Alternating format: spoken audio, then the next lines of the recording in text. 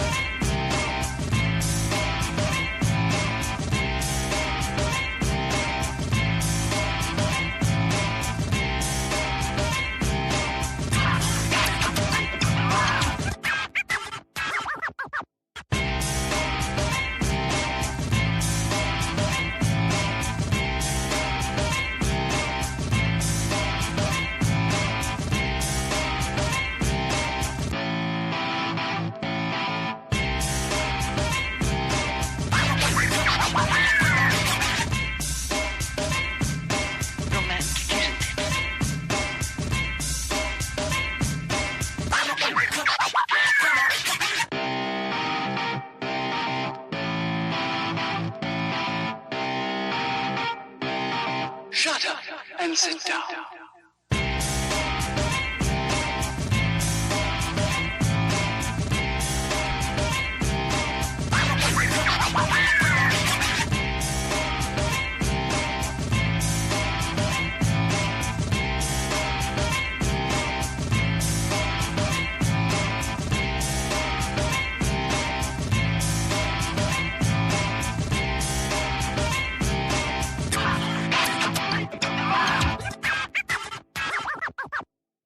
Shut up and sit down.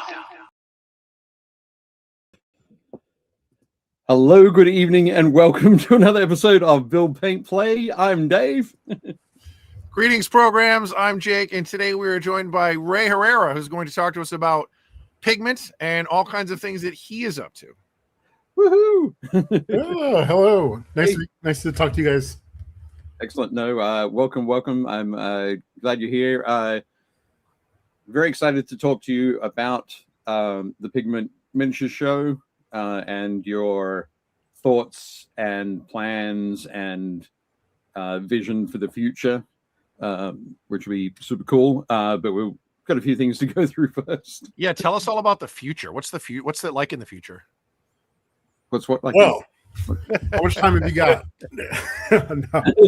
Well, we'll see. The present's not all that rosy, so hopefully only getting better. We can dream of a wonderful. It has to be, right? Yeah. Once you hit rock bottom, you can only go up. So Yeah, exactly. Excellent. Just quickly, we're going to say hi to Luis is here, saying greetings and salutations from Fenris, Massachusetts. he's not wrong. I was going to go with more Hoth, but yeah, it's Sure. They both sound terrible, but excellent. Kelly has joined us. Glad to be here watching.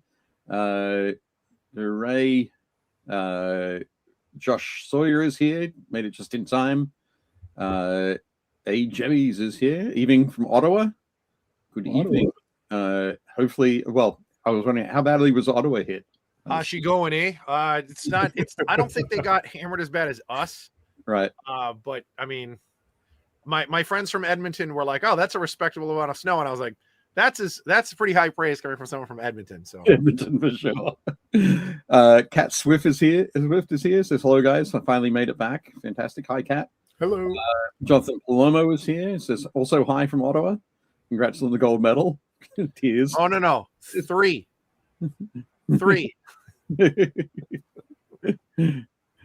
USA.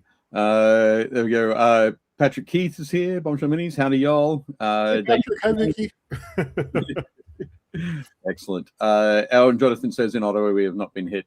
We got about an inch, maybe an inch and a half. Yeah, it was supposed to be like a big storm. I believe it I don't know if it came from the ocean side or if it came down like through the Great Lakes, but I know that like they showed a map of Massachusetts and Massachusetts basically looks like a rectangle, and then there's like the interesting part. So the left side, you could just ignore that. That's not really Massachusetts. It's like hill people and Yetis. Nobody lives there.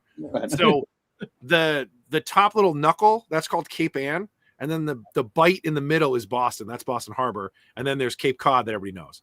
Yep. So they showed a map of Massachusetts with the snow, and it was like I said, not like barely Massachusetts was getting like a dusting. And then it was like north of Boston was supposed to get anywhere between 6 and 8 inches. And then it was like the further you moved towards the Cape without hitting the Cape, it just got worse. So like we got where I am, we got over 2 feet of snow in basically like 12 hours. It was, I'm sorry, 24 hours. It was nuts.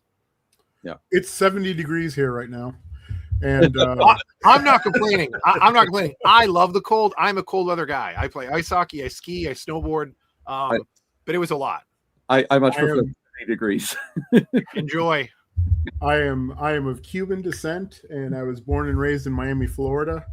And I understand why here in Texas, when we get half a centimeter of snow or sleet, the entire state shuts down. So hilarious. Yeah. I lived in Denver, Colorado also. We got 2 feet, and I just saw today. So the big one for us was the blizzard of 78. Massachusetts got the most amount of snow in basically in one storm, and it set the record. Like nothing's ever been close. And then somebody posted today that apparently this storm beat that record. So it started snowing. It started snowing Sunday night at like 6-ish, and then it didn't stop until like almost 8 o'clock on Monday. So it just for like 26 hours, it just dumped snow on us. But again, perfect Massachusetts. We were closed yesterday because like I know they were trying to get caught up and stuff. We probably could have gone to work if I really wanted to, but I was like, it's just not worth it. Nobody's going to be out and about. But today, all the roads are plowed. Like they're, you know what I mean? Like it's like 24 hours later, it's like cool. Everything's all set. No, excellent. He says it will be over 85 by the end of the week. Gotta love Texas weather. It was in the 40s last night. And Kat says, yes, LA hit 80 today. Sorry. In a perfect world, I'd like it to be between. I'm fine with it being in the 30s, but like 50 is like the perfect weather. Like 50, 55. I'll wear shorts and a hoodie like year round. That's what I want to wear. Okay. I'm gonna pass on that for sure. Excellent. So just quickly, so for folks who don't know, Ray is an excellent miniature painter from he's in born and raised in Miami, but living in Austin. He's been in Austin for almost as long as I've been in the US, which is a long time. But Ray also organizes a lot of painting workshops. Gets miniature painters to come along to various venues, does tours with them, and it's basically enjoys building community and spreading sort of painting knowledge. So it's super cool. And in July this year is going to be the inaugural Pigment Miniatures Show. Wearing the star shirt already. Nice branding. Very good. And we'll be talking more about that later in the show. We'll go through and have a look at a whole bunch of things. One thing I need to let you know, Jake, stickers came in. Nice. So these are our new stickers. I ordered 1,500 of them. Very nice. There'll be a big chunk. Jake's going to a lot of shows this year, so he'll have plenty to take around the place. First time we'll be handing these out is at Adepticon. Yep. It's coming up soon. And I included, this time, finally, in our third iteration, a QR code. Very nice. Which takes people through to this very channel. Hooray, who'd have thought?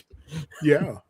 We have the technology. We do have the technology, and we have the intelligence to use it. Finally. But yes, so very excited about that. That arrived this week. Hobby stuff. Jake, what have you been up to hobby-wise? Or do you want to wait? Not a lot. I can show you more when we get to the pictures and stuff, but basically just prepping for stuff. I leave for Gamma on Sunday.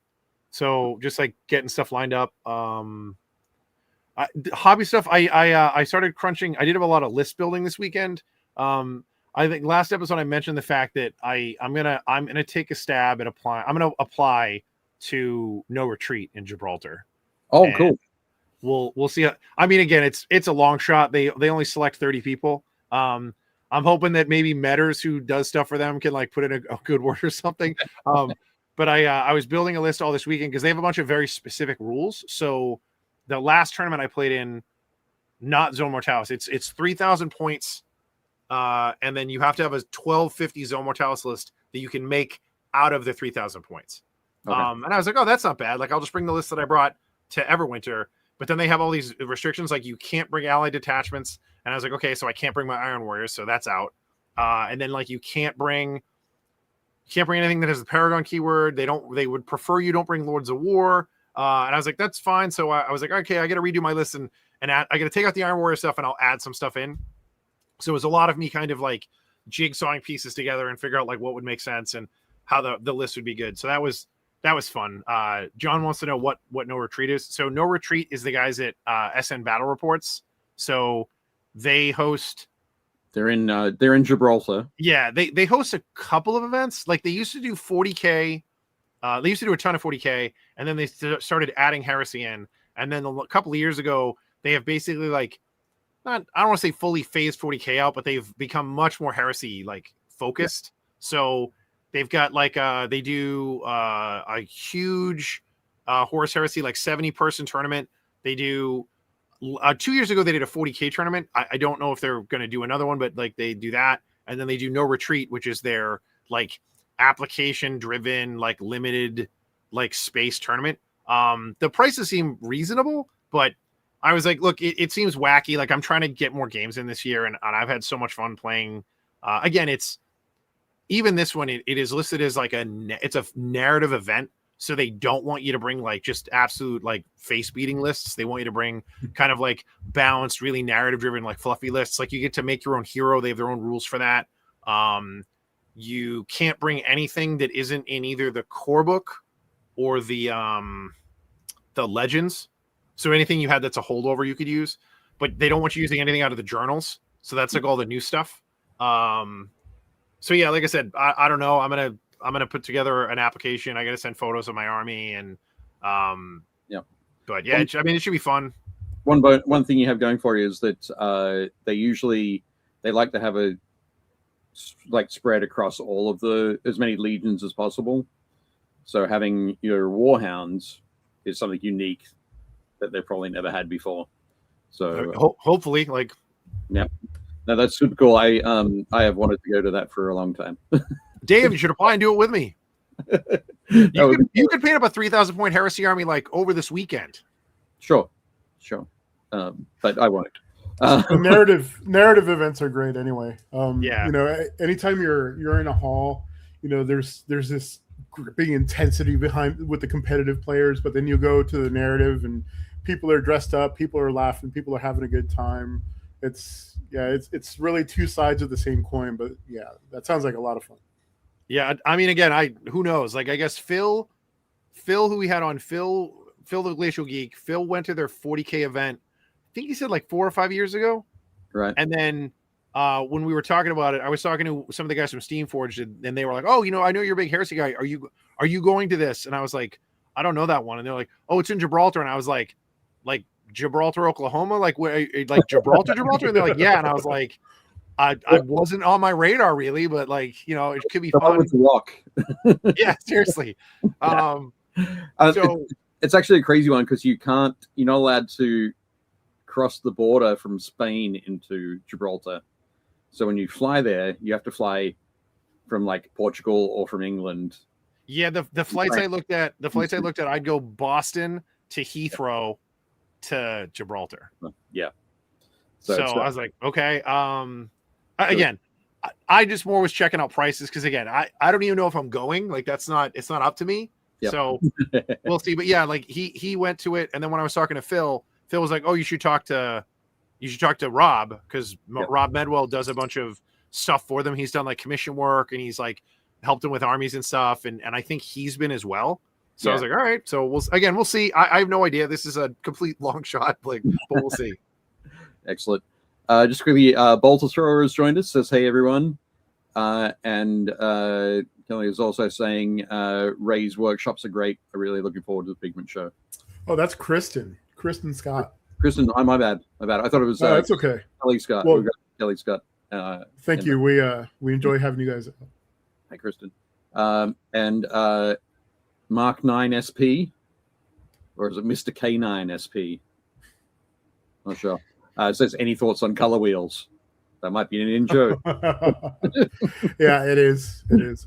No, it's funny. I just had a really interesting conversation over the weekend talking about color wheels and how I'm thinking about them differently. And we were joking in the Texas Miniature Artist Discord about color wheels. So yeah. Cool.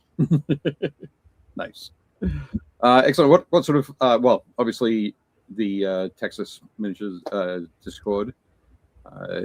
You were saying before the show you got 200 members. Yeah, a little over 200. Yeah.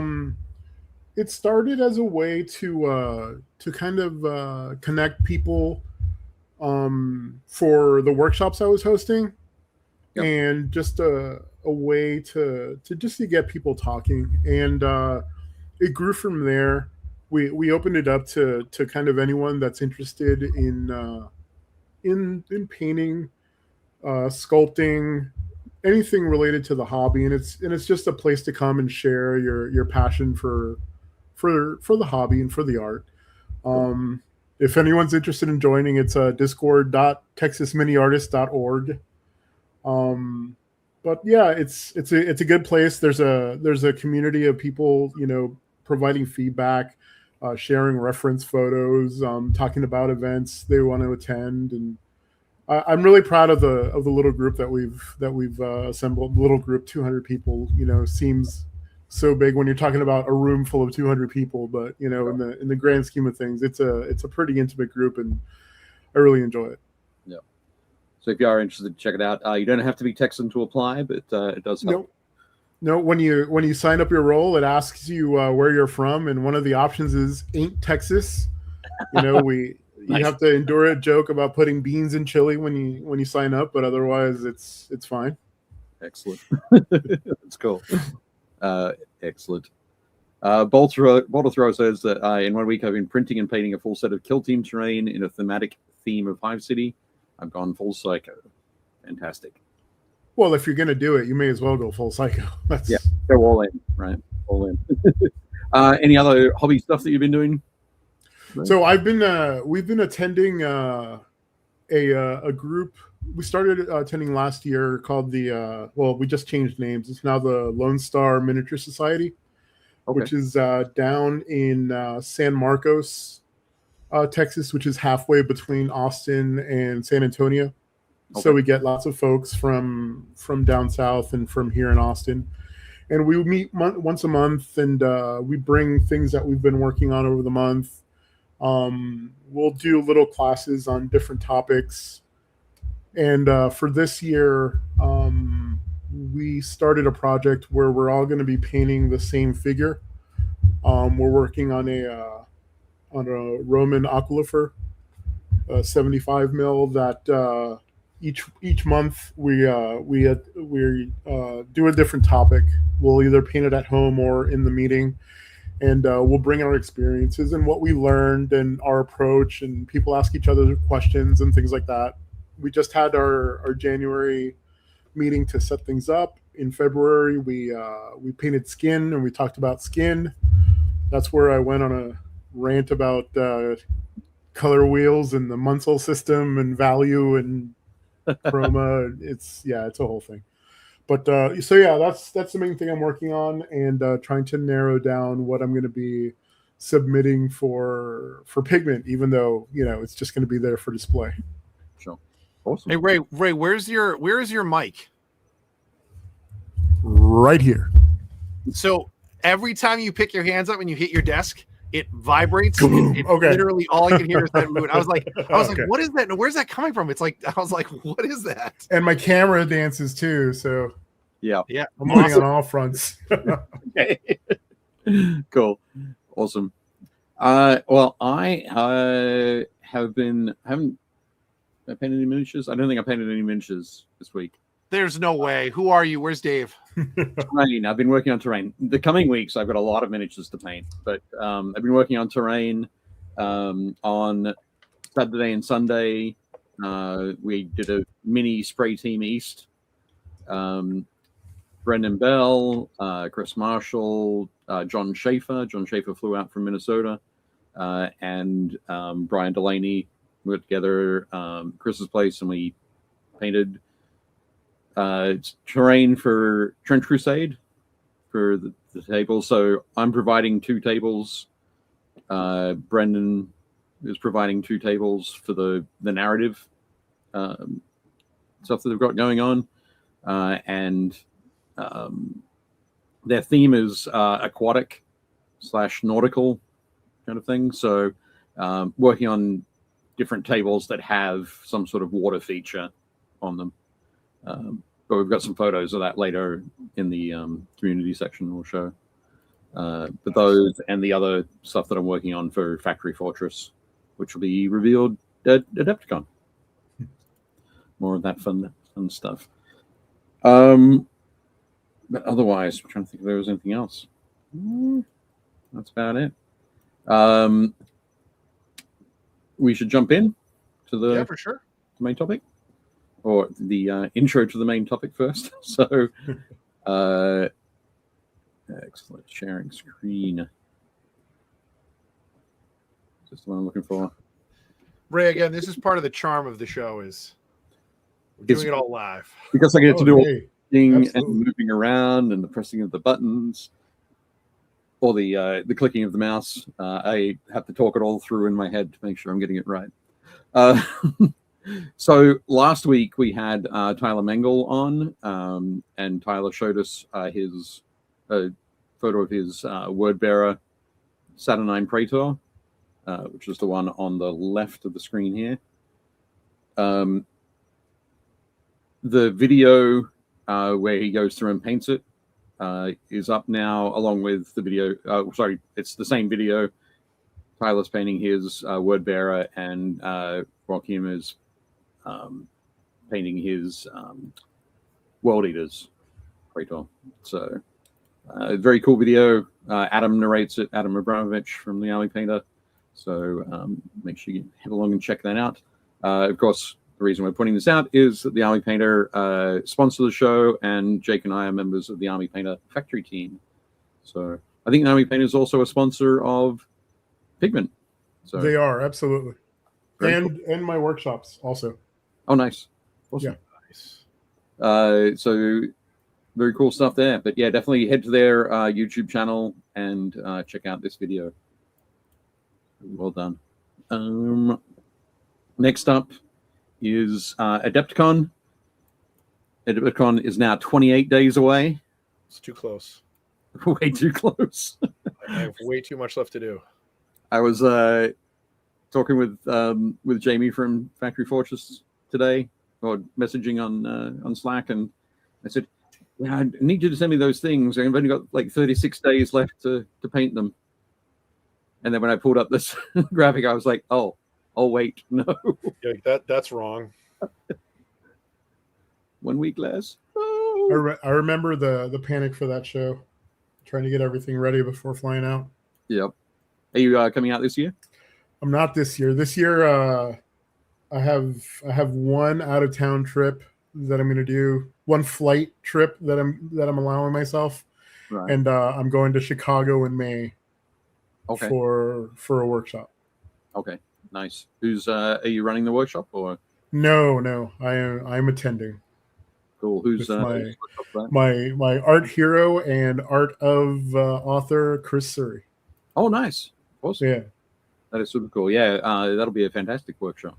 Yeah, I can't wait. Great. Very cool. Nice. Sorry, I just noticed that Cal is in the chat.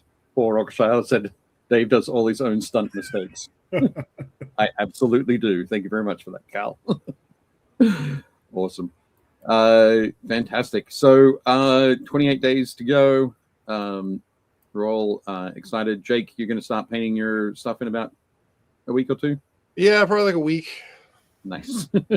I mean, again, I lost some time this weekend, obviously, like running around trying to clear out all the snow and stuff. The plan was this weekend I was going to try to work on it, but obviously that didn't happen.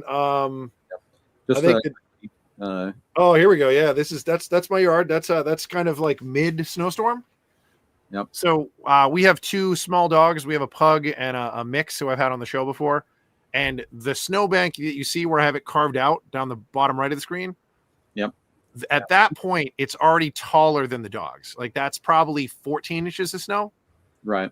And the only reason I was able to snow blow the rest of it is because I did it twice. So I went out, did the whole yard.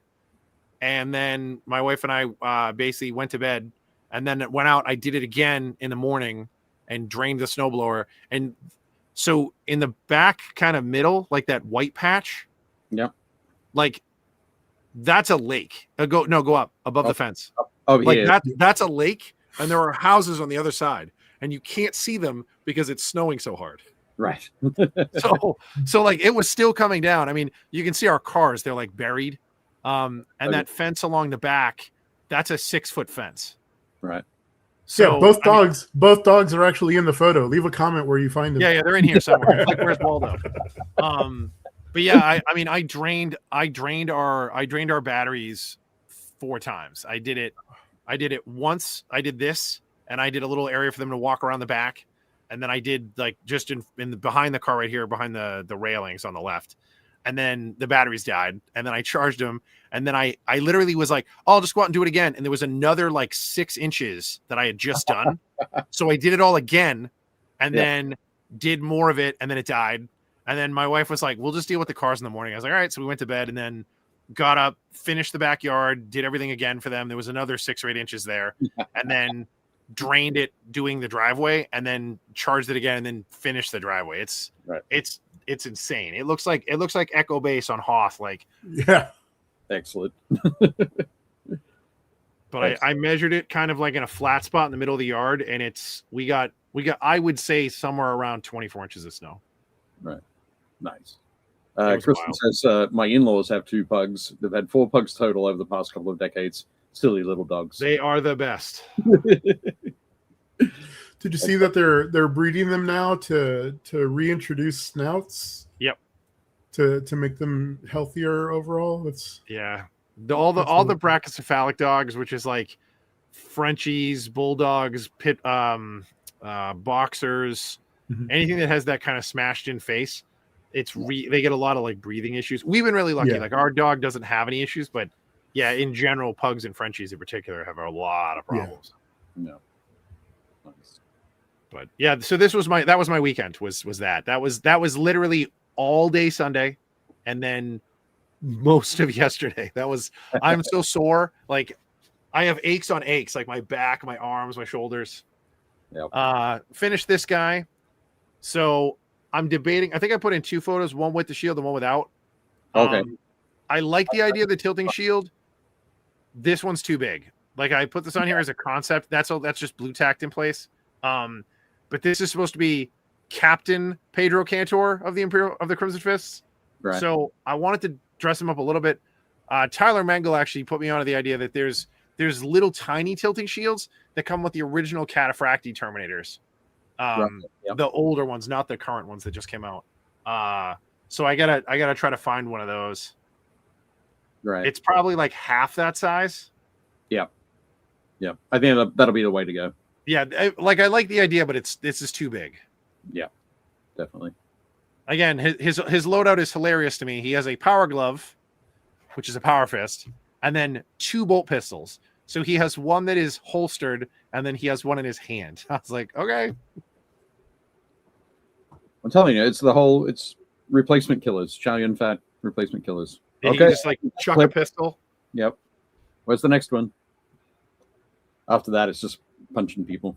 Yeah, but in the grim darkness of the far future, you can't spend time reloading.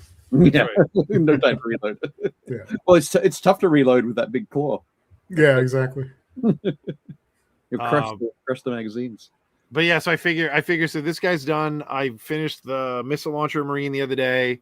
I converted up 2 sergeants, and then I've got another. Was it 11? I think there's 11 Marines. I think there's 11 regular Marines. Okay, that's cool. Oh, sorry, 12. There's 12 regular Marines. You better do that. Easy. Yeah, No they're worries. done. And then I got to build 2 Rampagers to add to my Horus Heresy list. Right. Simple stuff. Excellent. Well, I'm debating how I want to paint these guys, and I'd love to get feedback. Like I was thinking, so I've done Crimson Fists before. I've done them. We did when the new Space Marine Combat Patrol came out. I painted them as fists, and like they were pretty easy. I basically sprayed them with the super dark blue spray that Army Painter makes. It was part of their special edition, and then I basically dry brush the hell out of them, whack them with Nuln Oil. Like I line highlight all the recesses, and then dry brush them again, and then clean it up, and then I go back and do all the red and stuff. But for these guys, I was tempted to sponge them. I've never done that before. And my wife got me this big box of like the little teardrop shaped makeup sponges. And I've never done that. I was like, oh, that looks kind of neat. It doesn't look like it's a really tough technique to do. And I was like, this is for an event. Like if they get broken or whatever, like, oh, too bad, so sad. So I was tempted to do that, but I'm going back and forth. I don't know what I want to do. I would say give it a go with one of them. Just pick one of your sergeants or something, give it a go, see what you think the result looks like. And then you haven't gone too far into it if you need to change tack. That's true. Okay. Yeah, it's a very forgiving technique. It's a little tricky getting into tight spaces with those larger sponges. Yeah. My wife knows what's up. She got me a box of all different sizes. There's one that's like the size of my thumb. It's like this big. Yeah. And then I've got ones that are like the size that they're bigger than an egg. Sure. Right. Yeah. I think it'll be fun. All right. Try it out. Excellent. Okay. And now let's jump in and talk about Rey. Rey. Oh, here we go. God. Dude, that's awesome. I've been through a whole bunch of photos. Rey sent me some photos. We're going to look at Rey's work first. So this is establishing his credentials as a miniatures painter. Such as they are. As they are. How long have you been painting for, Rey? When did you your first tricky question, right? I think I painted my first miniature in 1984. Some old Raoul Partha miniature using plasticky Testors paint. Yeah, Testors oil-based enamels. Yeah. Oh yeah. I was big into airplane modeling when I was young, and just Testors is what it had. But we got back into painting probably in 1997 or 1998 with Blood Bowl. I painted a Chaos Dwarf Army team rather for Blood Bowl, and that's what kind of got me back into painting a little bit. My wife Julie is an artist, a phenomenal 2D artist, and she's been creating the whole time, and she got into minis back then, and she's just been going since then. But what's on screen is my first display model that I really painted, and this is from scale 75. It's the Orc Shaman. I was still experimenting. This is actually after I touched it up, because there was a comedy of errors with novice me trying to use a airbrush and not succeeding well at one point. But yeah, this was my first real taste into entering a competition and trying to paint at a larger scale, really being present and engaged and trying to grow sort of as an artist, hobbyist. There's always that debate about, is it a craft, is it a hobby, is it an art? Yeah. And that's a conversation you can spend a bunch of time on, but yeah, absolutely. Yeah. Which competition did you paint this up for? So this was for ReaperCon. Okay. It was my second ReaperCon. I think I started going to ReaperCon in 2017 was my first one, and before it was at the current location. I didn't take anything to enter that year, but I got egged on by a few people, so I brought this the following year, and it was great. I mean, what you'll come to find about as I talk about other pieces is I often don't have the patience with myself, so 2 or 3 days is what I spend painting most of the time. Yep. I think most everyone that knows me at ReaperCon knows that I show up to the convention with a primed model, and I enter it before entry period closes. Right. Nice. So, yeah, well, yes and no. I wish I had the patience for it. No, it's just between. I like that. That's all I'm saying. yeah. It's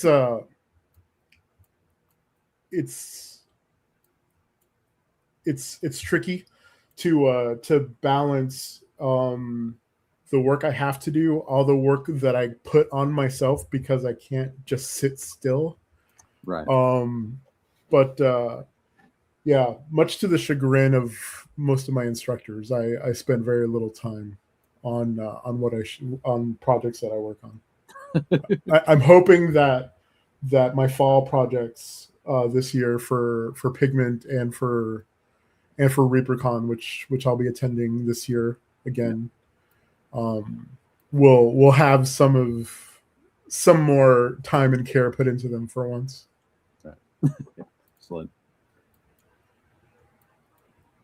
I don't know if you remember this piece, Jake. I don't. From Golden Demon. Yeah, that was a Golden Demon What year? 2023. 2023. Yeah. I'm sure that I saw it. Yeah. So this is called Better, Braver, Happier. This is actually 75 mil, as you can see it in the photo from afterwards. Yeah. I wasn't gonna enter this into Golden Demon at all. I had done this piece as a gift. Another thing you'll learn about me is most of the pieces that I like even remotely, I end up giving away. I don't keep them for myself. But this was I make a lot of friendships. My father, during his life, one of the main takeaways that he taught me, and not teaching me in terms of being instructive, but just the example he set, was he made friends everywhere he went. He gave his time, and when he could, his money, to people that needed it without an expectation of a return, right? So. And by doing that, he had friends wherever he went. And when he needed something, he would never ask, but people would come to him and offer to help. And it's not transactional in that way. It's just you make these relationships with people through your life, and that kind of extends to how I work, and how I hobby. So I was another podcast, I'm sure you guys know, Mike and Dan from listening to Paint Dry. Yep. So Michael Dutcher and I really hit it off, and we did a gift exchange where we painted miniatures for each other. And this is what I did. Mike's favorite chapter is the Blood Angels. And you look, if you look at the miniature he's building, that's actually a sculpt of their logo. Okay. That he's painting on. There's an orc mug on there. He's got a little wet palette. I put the blue handles of the cheap baby's first nippers that everyone gets with the blue handles. Yep. I had no intention of entering it, but I took it. Yeah, the pots. Yep. The pots are. But awesome. I took it, and enough people nudged me to enter it that I just entered it in open, just so people can see it. Yep. You know, I got a notable, which I appreciate so much, but Mini Painting Dave made a video of it, a reel of it on his Instagram, set to Billie Eilish music, the My Strange Addiction, something like that, and like hundreds of thousands of people saw that, and the fact that it affected people, that people connected to it and connected to both the frustration of getting away from the things that are driving you up the wall, and escaping into the miniature world and into the hobby. And then, you know, the parallel of sometimes the hobby drives us nuts because we're not getting the results we want, or we don't have the time that we want. So that was all captured in that poster, and, you know, obviously the joke to, you know, to the chapter and what happens to them. Yeah. I just really, I thought it was pretty darn clever when I came up with all that, but that's great. No, It's got a lot of layers for sure. Yeah. I want to do this again, maybe with a different chapter. Not to enter or anything, but I want to see. There's a few pieces like the Orc Shaman that I want to revisit. As my understanding has grown, as my ability has grown less, but you know, as I develop and I understand things more, I just want to see how far I've come, and that's something I'm looking forward to doing soon. Excellent. It's awesome. There's so much stuff in here. Like, you could look at it for hours because there's so much stuff like hiding in here, including cardinal sins, like leaving your brushes in the paint water. Like, come on, that's just. Yep. There's actually, you can't see it from the angle, but there's pools of paint on the wet palette. And... Right. The only thing missing is like a spilled Nuln Oil. Yeah. I know. He's too responsible for that. The rage hasn't taken the Nuln Oil. Don't ask about the Reichland. What is the little miniature from? Is that Epic Scale?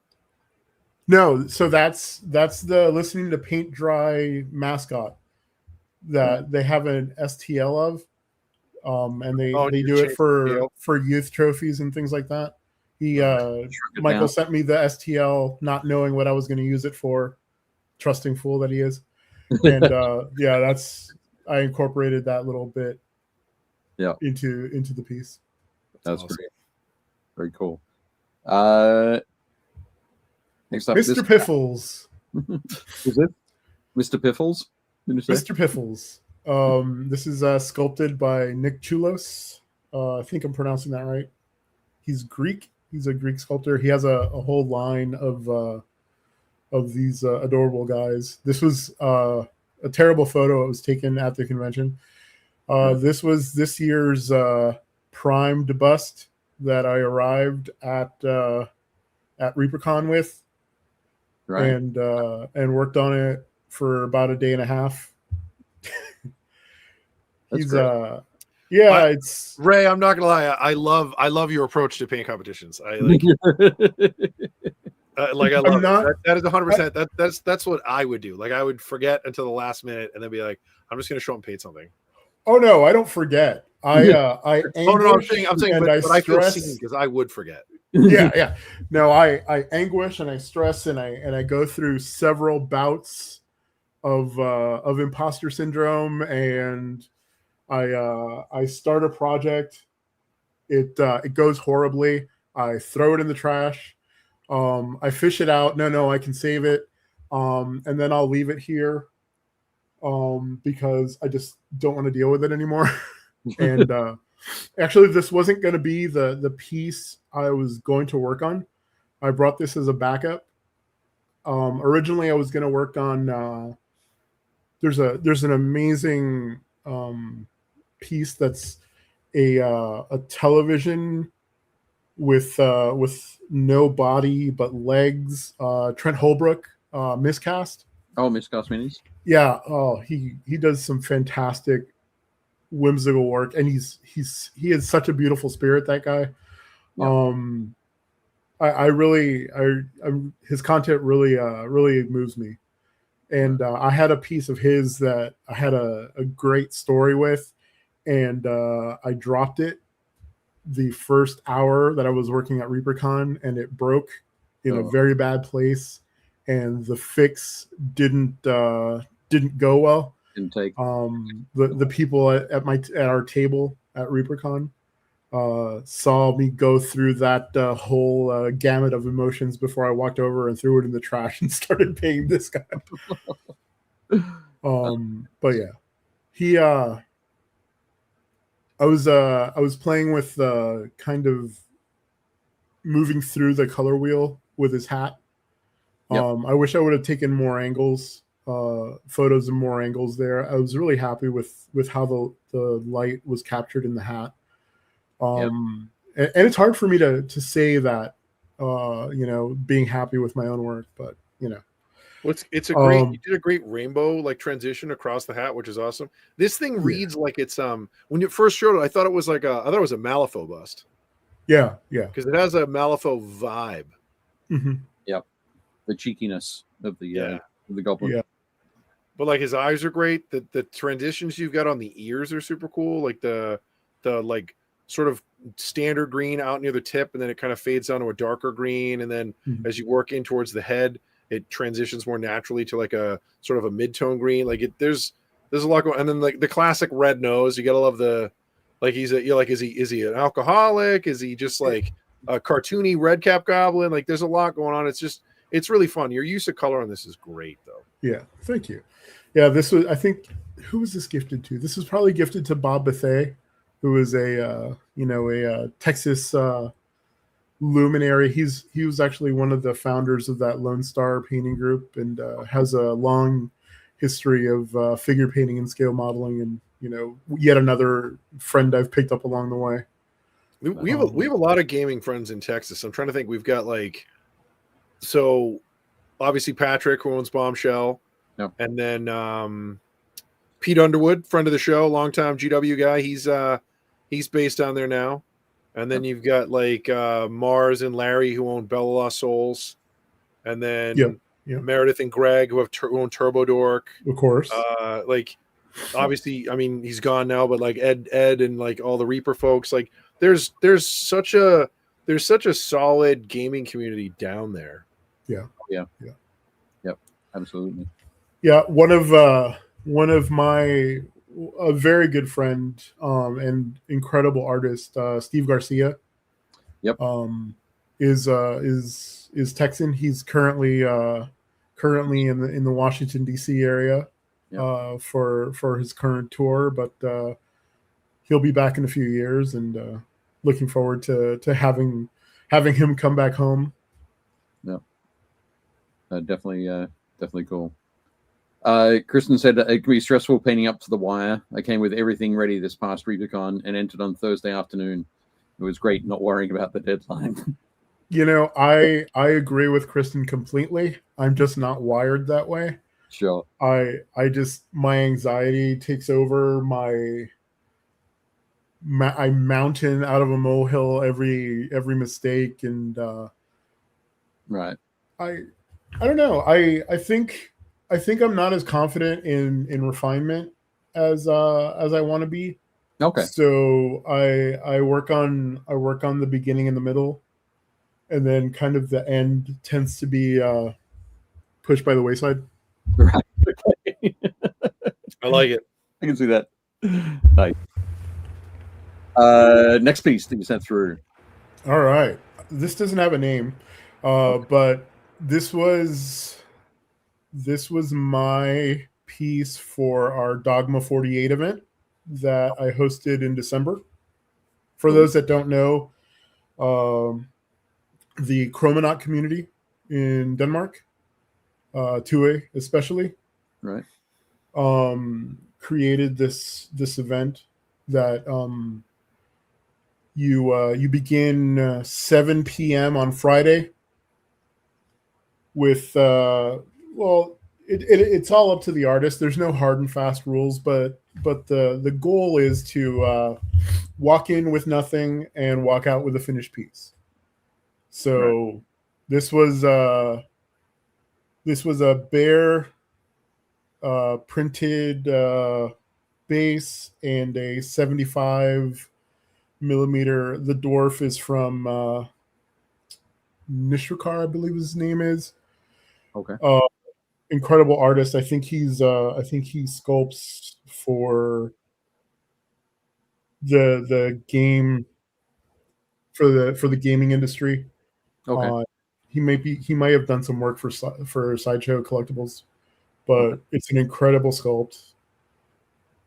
Kristen says the photo does not do it justice. Yeah, it is. I don't know, 12 inches tall.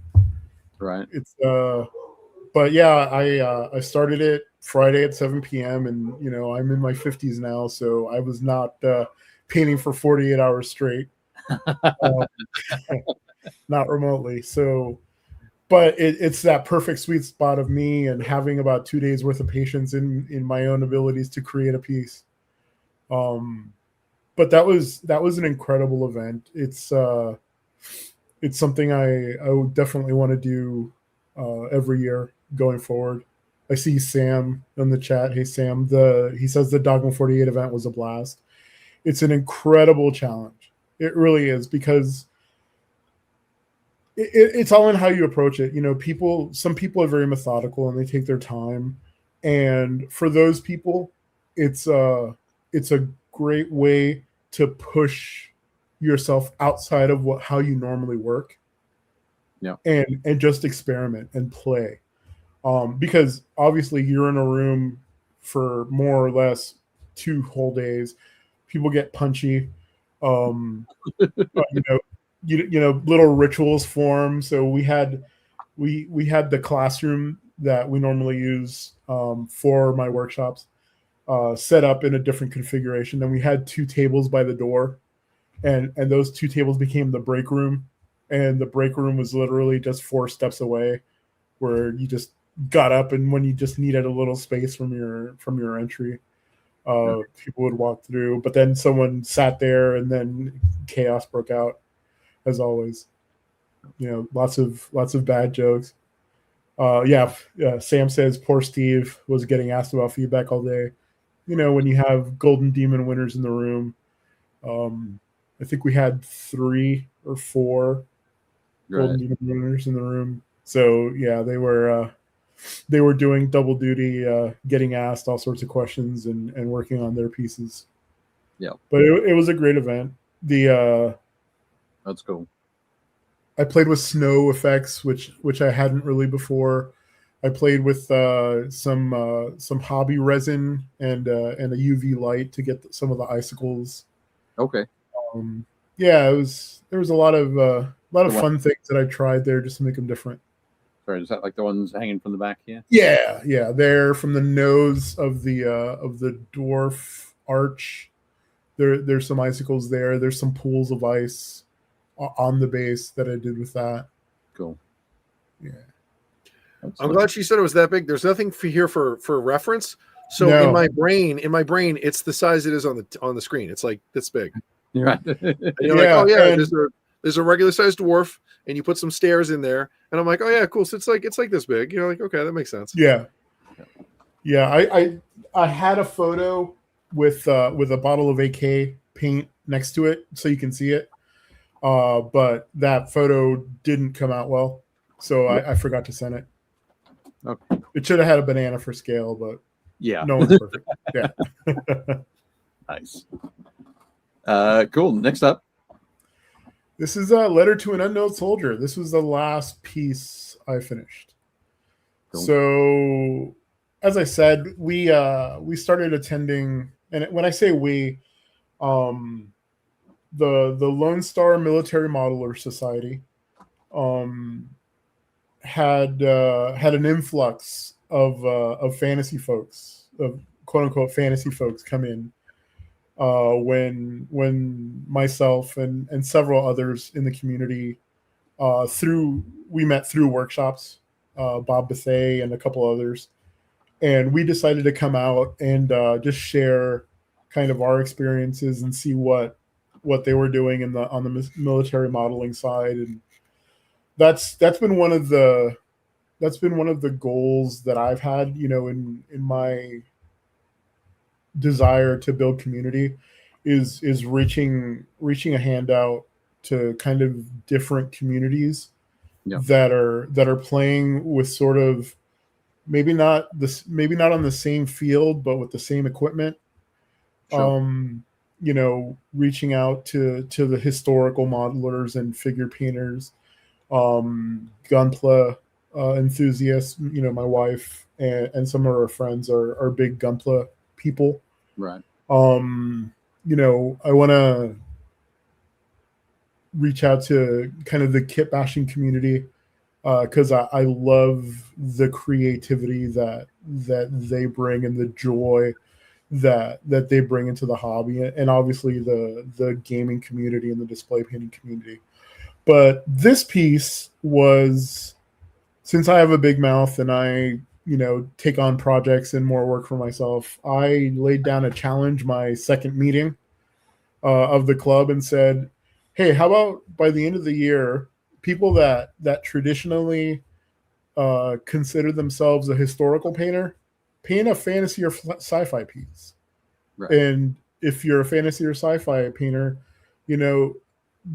paint something historical. And if you think you're both, well, then paint something that pushes outside of your normal comfort zone in terms of subject matter or technique or something.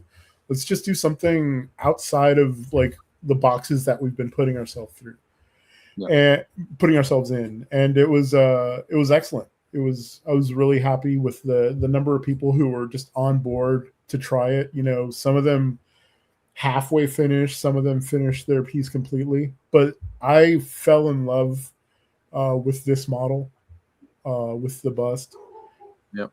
When I saw John Chan's rendition. John Chan did a beautiful take on this piece that I will always aspire to. His work has this beautiful refinement to it. And while this is no John Chan,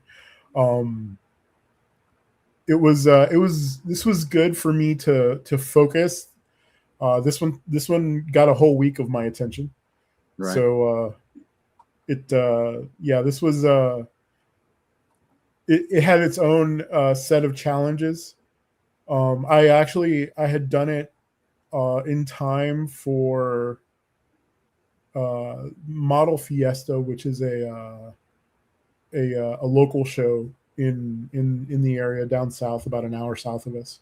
Okay. And I was going to bring it to submit it to that show, but on my way there, I realized that the hair that I was touching up the day before was not fully mixed, and it separated on the piece as I was looking at it in the car to submit it. So it sat and did not get entered.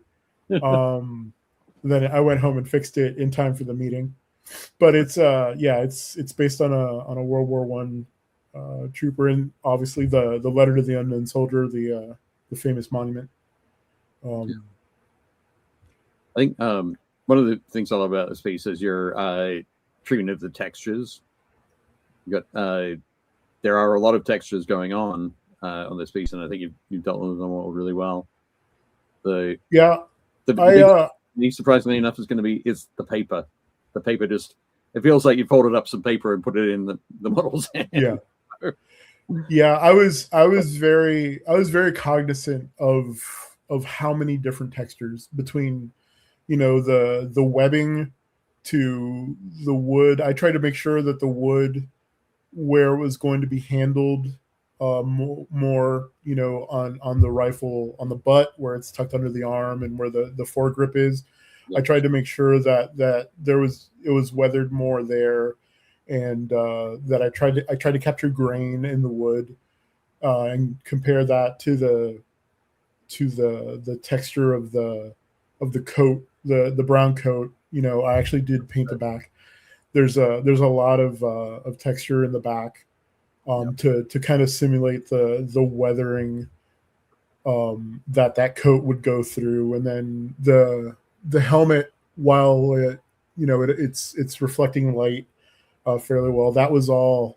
I actually used a makeup brush, and a combination of a makeup brush and a dry brush to bring in more stippling and texture to show sort of the rougher texture of the metal, because those were stamped out and sprayed and sent on their way. Yeah, absolutely. No, fantastic. So even the texture on the scarf too, like the scarf reads like it's cloth. So. Yeah. Thank you. Excellent stuff. Cool. So here we go. Ray is an awesome painter. We've established his credentials there. Yeah. One of the things that you've mentioned a couple of times, we've talked about, we've mentioned is workshops, and you bring out some fantastic artists to spread their knowledge, build a community. I just noticed that who we've got in the background there. Yep. Is Rachel. Yeah. So this is we joke about this one looking like a Renaissance painting. Sure. Because Rachel's in repose, looking off into the middle distance, while Leah's focusing on what Nacho's maker is doing there. Yeah. If you look at Marco Frazzoni's name tag, it says Nacho's maker. Okay. Yep. Little inside joke about his Not Just Mecha intro on his videos. Okay. Nice. So because of his accent, he introduces himself as Not Just Mecha. So we tease him and call him Nacho's maker. Nice. We're a mature bunch. Yeah. So I learned about workshops through a game store that we have in our area, Game Castle. There's branches in California, and Tom, who runs Game Castle in Austin, would bring artists every once in a while. Right. We discovered it. My wife, I found from going to Game Castle that Steve Garcia actually was doing a class on Infinity models. Okay. And my wife attended that and had a great time. And then the next class that came up was Alfonso Heraldez. Right. And I had my first workshop that I had ever attended, a full 2 days with Alfonso Heraldez. And wow. I was that would be intense. For anyone that knows Banshee, knows just how intense that might be. And I was a terrible student. I was overwhelmed immediately. I gave up and just listened because my brain was just gone. I was just not prepared.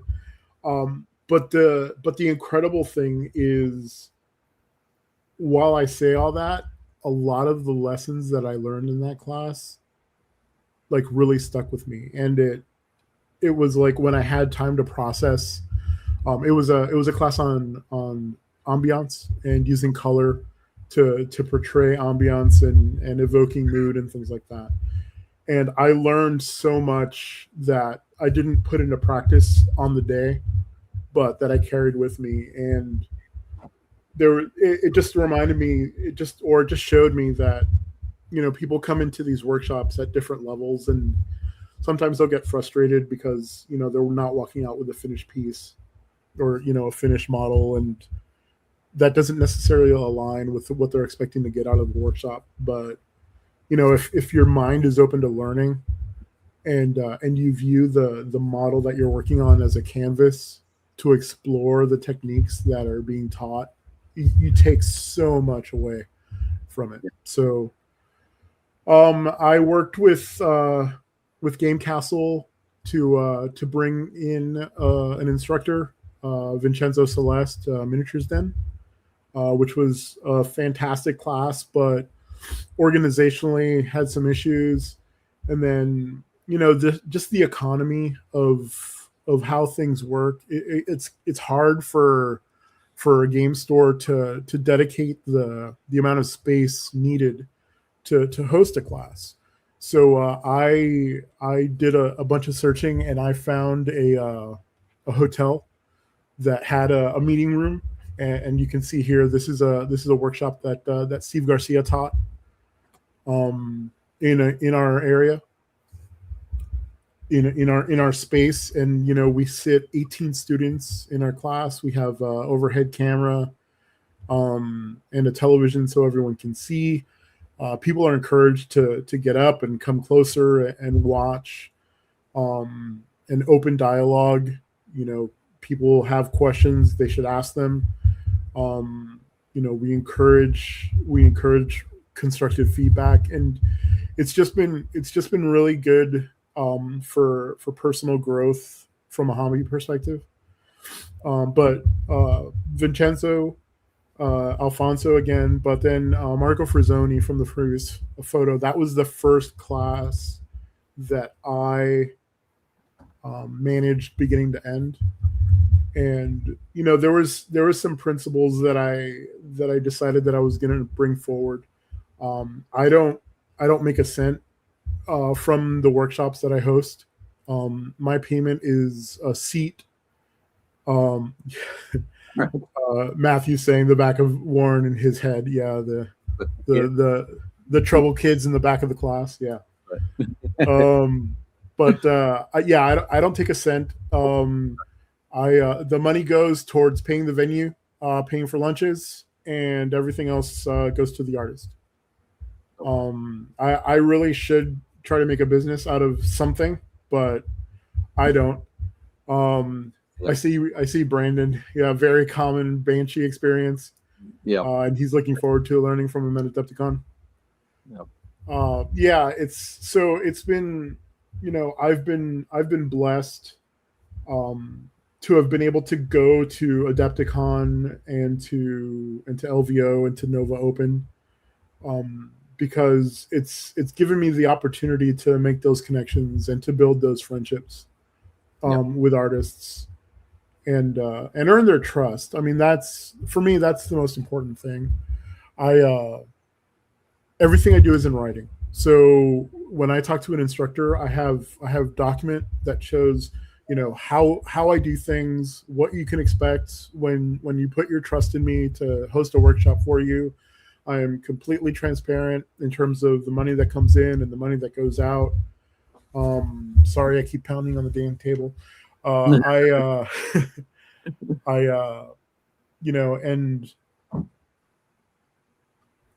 in this industry, there's so many handshake agreements that we see go badly, and just things that you look at and you're squinting your eyes, because that's not how things should work. And I won't name names, but I don't want to be that, right? I want to make sure that when you put your trust in me, that it's well earned, and that's important to me.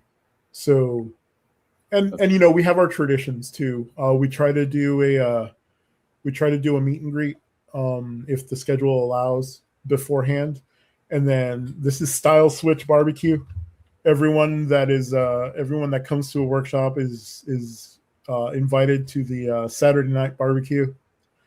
The Friday night meal is usually at H Mart, which is an Asian supermarket with a food court that has Korean, Chinese, Japanese food, and we go there and fight for tables and have a good night. And Texas barbecue. I've taken one or two artists to a gun range to enjoy the full Texas experience. We were going to try to arrange for a horseback riding lesson for one of them, but it didn't quite work out. We've bought 2 cowboy hats, 2, maybe 3, definitely 2 cowboy hats. One of them gets worn on stream regularly with that artist, or used to. He has a emote in his stream and everything. So yeah, we try to make sure that coming to Texas, you're gonna teach to an engaged community. You're gonna have fun. You're gonna have good experiences, and hopefully, you're gonna tell your contemporaries that it's a good place to share your passion. To run a class, yeah, nice. Arnau Lazaro. So, speaking of the trust, It's done now, yeah. yeah, that's Arnau. Arnau decided to do his first U.S. workshop with me.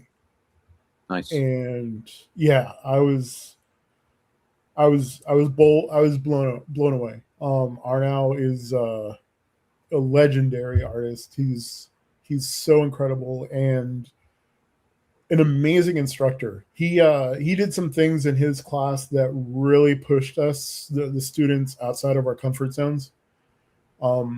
Things like, hey, you did a great job. Now prime over and start over. And and it was things that were designed to make you be a little less precious about what you're working on, and to understand that mistakes are part of the process, and correcting those mistakes is where you grow. So pass your model two seats to the left, paint on it for 15 minutes, and then pass it back, and you'll finish your original model.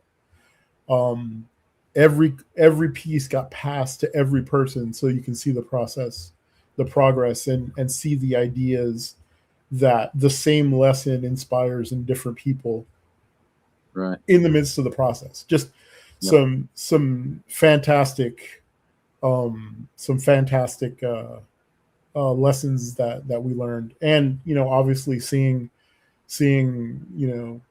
all these masters at work, not just Arnau, but Steve, Jim Rice, Kaha, all these wonderful artists. And yeah, this was the results of the Arnau show workshop. I love that you're hard pressed to tell at this photo which one is Arnau's. Right. Yep. I know exactly which one it is, but because I own it. Right. Yeah. Is it this one? Yeah, that's the one I thought it was. It is not that one. Not that one? No. Is it this one? Nope. I think is it the one in the back right with the white hair? Nope. It's actually the one next to that. The one with the two different color shoulder pads. Yep, because he was demonstrating. Right. He was demonstrating gold and silver. He was demonstrating sheer fabric on the chest. Right. There's a lot of different concepts on that model that are not unified. Yep. But that just speaks to the quality of his lesson, the quality of the community that we have that have all kind of grown together, just bringing these artists in and taking those workshops. Yeah, that's great. That's cool. Just checking. Kristen says, Ray is such an ambassador. You've blessed us here in Texas through facilitating these great events. Oh, thank you so much. I appreciate that. Chris Roden says, love Lisa nature. Chris, it's so good. Thank you. Sean says, looks good. I think he was talking about the barbecue. Oh yeah. Oh man, yeah, that's great. And that's not even the good ones. We have so the US has 6 Michelin star barbecue joints. 5 of them are in Texas, 3 of them are in Austin. So right. Nice. Yeah, we've got barbecue pretty well, and I'm ready to fight Kansas City and everyone else. Awesome. And Brandon says, don't forget Buc-ee's. Brandon, don't forget Buc-ee's. Buc-ee's is a haul, but I send Brandon and Stuart Bright Buc-ee's beaver nuggets every chance I get. Excellent.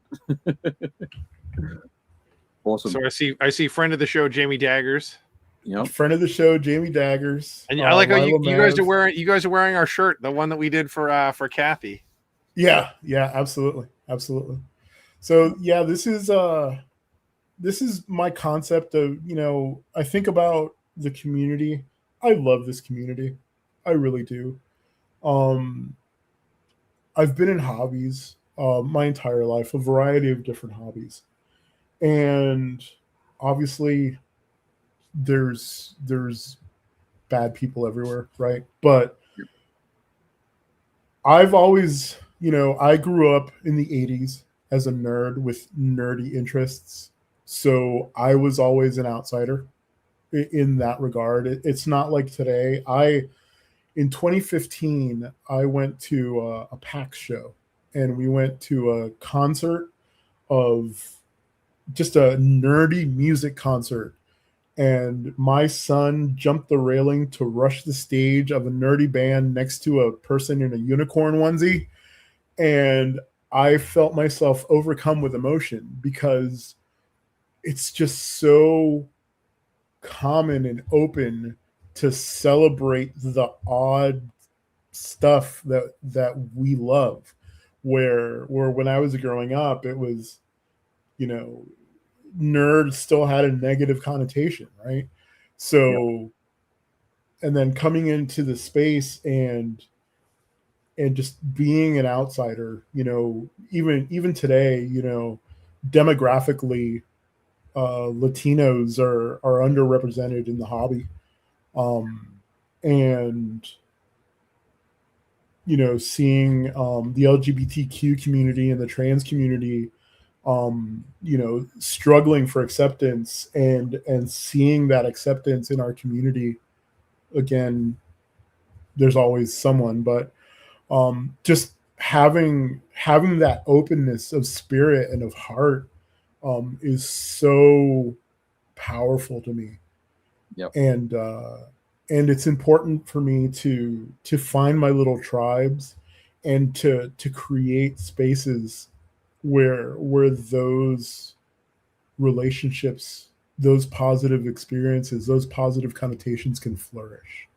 Yep. So I think that leans into what we talk about a lot, right? So Dave and I talk a lot about, we try to focus on the stuff that we really like. We want to talk about the stuff that we enjoy, the stuff that excites us, the stuff that we're, stoked about, whether it's movies or games or painting or an event or, whatever. And I think that's part of the draw for me. It's like, I'm going to this show because I'm excited to see my hobby friends, and I'm excited to play the games that I like, and I'm excited to see the people that I want to hang out with and be surrounded with people who are like-minded. And yeah, you're right. Every community is going to have a handful of turds. It's just kind of the way that it is.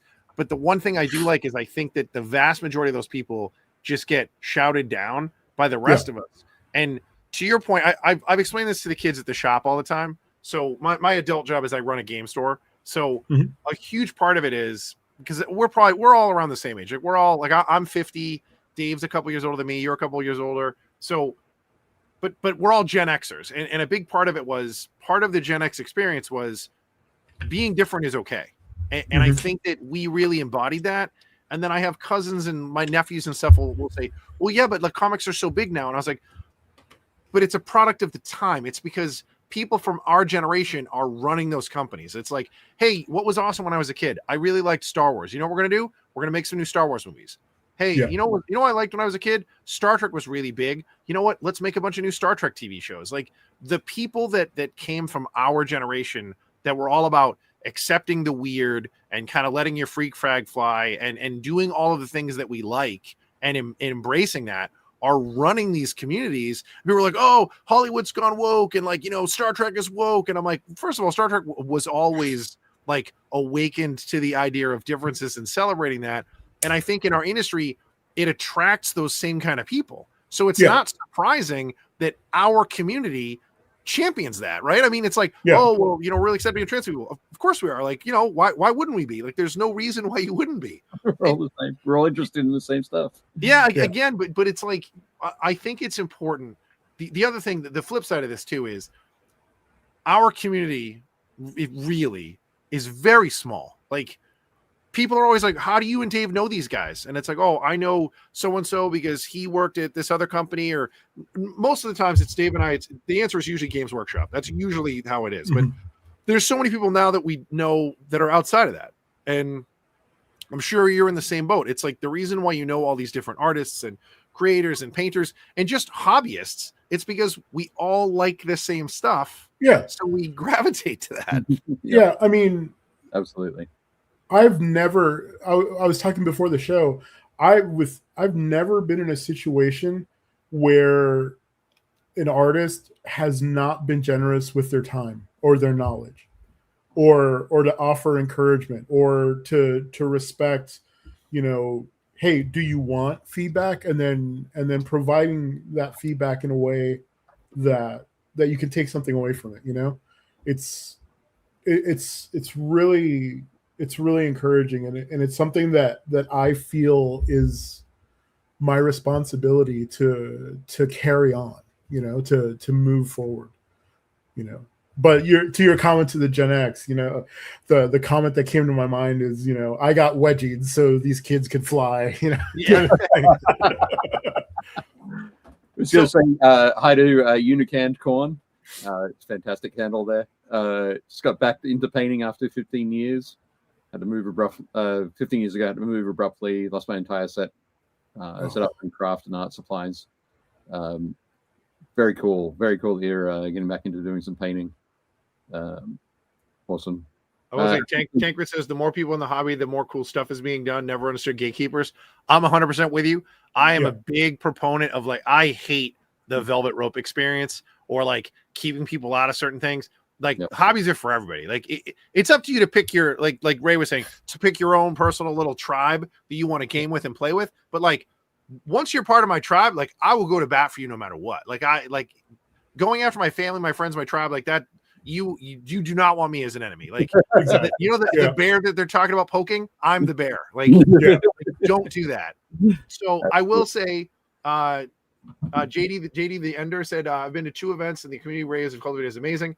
And then Unicanned Corn, man, that's gonna mess me up. Unicanned Corn said, unfortunately, buying paints today, a woman made fun of my name in the hobby store, almost didn't get anything and walked out because I was always worried about a new store. First of all, F that turd. Like, I would have said something right away. And again, as a store manager, part of your job is not just stocking the shelves and ringing people up. It's managing the community. Like, that is part of the job. You signed up for it, whether you want it or not. So I would say just find your people at that store. I also would have corrected that person. Like, every single bully is a bully until you hassle them, and then they crumble because they're all afraid. Every single bully. So, but also if it also bothers you and you're not, like, I don't want to say I look for confrontation, but I do not care. It does not put me off. I don't even think about it. So what I would say is, if you don't like confrontation, I would talk to the store manager and say, hey, look, I really want to shop here and this is my new store and stuff. But, I would just bring up what happened. 9 times out of 10, it could be a misunderstanding, or the manager looks at you and goes, oh, that's Terry. Terry sucks. And then you're like, okay, cool. Like, we're all on the same page that Terry sucks.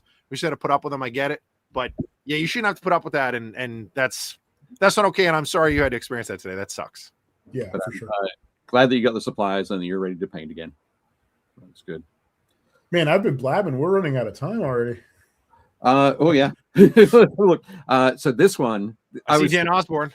Yeah, this is so 2024, I think, at Adepticon. Mm-hmm. This is the last year at the Schaumburg cornhole tournament. Super disappointed I missed out on this. I would have loved to have participated. I want to talk to Tim Marsh and a couple people to ultimately get the miniature cornhole circuit where they'll do Adepticon for the first leg of the circuit, and then Pigment for event number 2. Cool. Yeah, that'll be great. Definitely do it. We got there's Clay Williams and Emmy. Steve. I see Eric in the back. Yeah, Eric's in the back. That's Cole. Is that Devin Bush? No, Will Hahn. It might be. I think that's Dan. Matt Pietro. I see Dan Osborne. Yeah. Anthony Wang. Anthony. Yeah. Yep. Well, it's great. That's folks. Evan. Yeah. Awesome. Yeah, cornhole. Cornhole. I mean, this is like the community things and the things that grow and have this mystique about them. Yep. Is just great experiences. Absolutely. Nice. So this was the Dogma 48 crew. This was the lunatics that spent 48 hours working on those projects. And let's see. Yep, it was 1, 2, 3 Golden Demon winners. I was right. But yeah, we had an incredible time. Yep, that's awesome. And Christian came out for it. Christian did, yeah, absolutely. And Steve came over for it. Yep. Nice. And oh, the mommies. So this is my tribe. This is an inside joke. Mommy Miniatures. It's just a group of friends who just started chatting, and the group grew, and we have our own little community now, and we get together and talk shop and share, all the stuff that you want your hobby buddies to share, and terrible jokes and hobby hangouts. We'll get together on Discord and just gab for a few hours when we're able to, and support each other through our victories, and when we're struggling. And this is an incredible bunch of people, and I'm honored to call each and every one of them a friend. Excellent. Awesome. There's a few folks I know in here. Dave Phillips, Dave, Chris, Dan.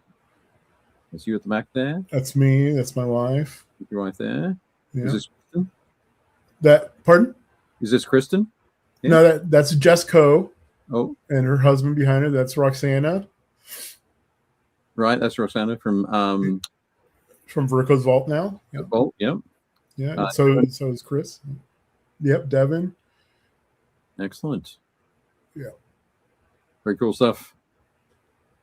This was actually at MommyCon. So we had a convention where most of us went to. This was in Houston. It's the last Texas MommyCon, I think, before it moves to Vegas. It was hosted at Roxana and Josh's home, and we all got there, and Dave was sculpting, Julie, Josh, and I and John were building Gunpla. Everyone else was painting. We went, had some great meals, played some Jackbox games. It was a great time. Cool. That's awesome. Cool. Okay, so let's talk about Pigment. Yeah, we should get to that, right? We should get to that. Let's give that a roll. So first up, this is the first photo in the folder that you sent me titled Pigment. This is, yeah. So this is so the story of Pigment started a little bit before this. Kaha, who an author of one of the Art of books. Yep, volume. I think was the first one to plant the seed of, you should run your own show in Austin. You do these great workshops. And I was like, yeah, I should do my own show in Austin. I run some great workshops. You're like, but also, that sounds like a lot of work. Yeah, it does. It is. It's. Yep. I'm still like constantly behind my team posts on social media. I'm like, I'm trying. But so I decided I'm going to do it, and I was talking to great group of people, Greg and Meredith, over at Tobodoric about possibly doing something together. In the end, timing didn't work out. They are happily, for us, hopefully for them, a sponsor of Pigment, but they unfortunately decided, this year isn't good for us to do something on kind of the gaming side and making a large convention. And I'm like, yeah, I think I still want to go forward and just do an art show. And I always likened it to, I want to make the Monte Sansovino of America, only without the cute Tuscan village and historical buildings, and instead it'll be on a roadside convention center. Right. But no, I mean, I envisioned an event that had kind of three pillars, and it's what drives me to be part of the hobby. It's to educate, to inspire, and to celebrate. Right. So education, obviously, I've gotten so much out of these workshops that I've attended, that I've hosted, that I wanted to bring that to people in Texas and anywhere that wants to come, so they can learn from these artists that they may not otherwise get an opportunity to do so. So, the same kind of mentality. I'm working with artists, and they have agreements in writing so that they understand what to expect. I do have to take a little bit, but it's an 80-20 split for the artist. I'm trying to cap the cost of the tickets so that it's affordable, but fair to the artist's time, and that's always a balance. But so yeah, education is the first kind of big tenet of the show. So there'll be 7 classrooms with 8 to 18 seats this first year. And I've announced a number of artists, and we have artists coming from Poland and from Spain, from across the U.S. Really excited about the lineup. Some very well-known names, Borja, Bertrandelis, Calvo. Yep. Borja Calvo Bertrandelis, sorry, the Slayer Sword winner. Well, once it gets bigger, if you need a hack to run a beginner or a speed paint class, I'm your guy. Yeah, no, and we've got that all the way. I brought in some historical painters. Doug Cohen is going to be teaching some classes. Jerry Allen, who's a very talented painter, is going to be teaching a bus class. Sculpting, I've got some Patrick from Bombshell Miniatures is going to be teaching some sculpting. Christine Van Patten is going to be, I think she'll be teaching a sculpting class. We'll have some instructors from Verko's Vault. So yeah, a good slice of different disciplines. In the future, I want to, as the show grows and we have more space and more programming, I want to invite, the community, the kit bashing community, the Hive Scum folks, and that incredible community of super creative people. There's 2 out of 3 of my coordinators. That's Chris Rowden, who was in the chat, and Dina Smith. Chris Rowden is our exhibition coordinator, and Dina is our sponsors and vendors coordinator. And then JD, who was in the first photo, he's in the chat also. He's our volunteer coordinator there on the left. Cool. So this meeting was once I decided to do the show and I had the space, I needed to find my first sponsor, and Danielle and Rudy, who are the owners of Lionheart Hobbies, which is a local store here in the Austin area, south of us in Buda. They have one of the best stocked shops in terms of hobby supplies and scale modeling supplies that I've seen. Just covers a really wide range of product. And Danielle jumped at the opportunity to be our platinum sponsor, and I'm eternally grateful for, again, I am so moved by the trust that people put in me, and I do a lot of work to make sure that I live up to that trust. Yeah. And Danielle and Rudy were instrumental in giving me the confidence to say, yeah, I can do this. And yeah, that contract with the hotel is really scary, but sure. We'll get there, yeah. And then again, go into these shows, and what you had said about the community being small, You know, I met Adam Abramowitz at Adepticon, and Adam and the Army Painter have been so supportive of the community, and it shows, and they were quick to join us and sponsor us, and they have some ideas of, you know, things that they want to do in the future. Maybe not this first year because of some conflicts, but in the future, I think the Army Painter, we're going to do some exciting things together. Turbo Dork, who was there from the very beginning, they are one of our sponsors, and Verco's Vault is another one of our gold sponsors. You know, just incredible support that I've received, and all the others also, obviously. Excellent. But yeah, so that's the first thing. The second thing, to inspire, that's where the exhibition comes in, right? So we want to have I'm not a very competitive person, as you can imagine by my 2-day paint jobs for all of my competitions, but I love people bringing their best to share with the community. That's what I take away from competitions. Right. So we're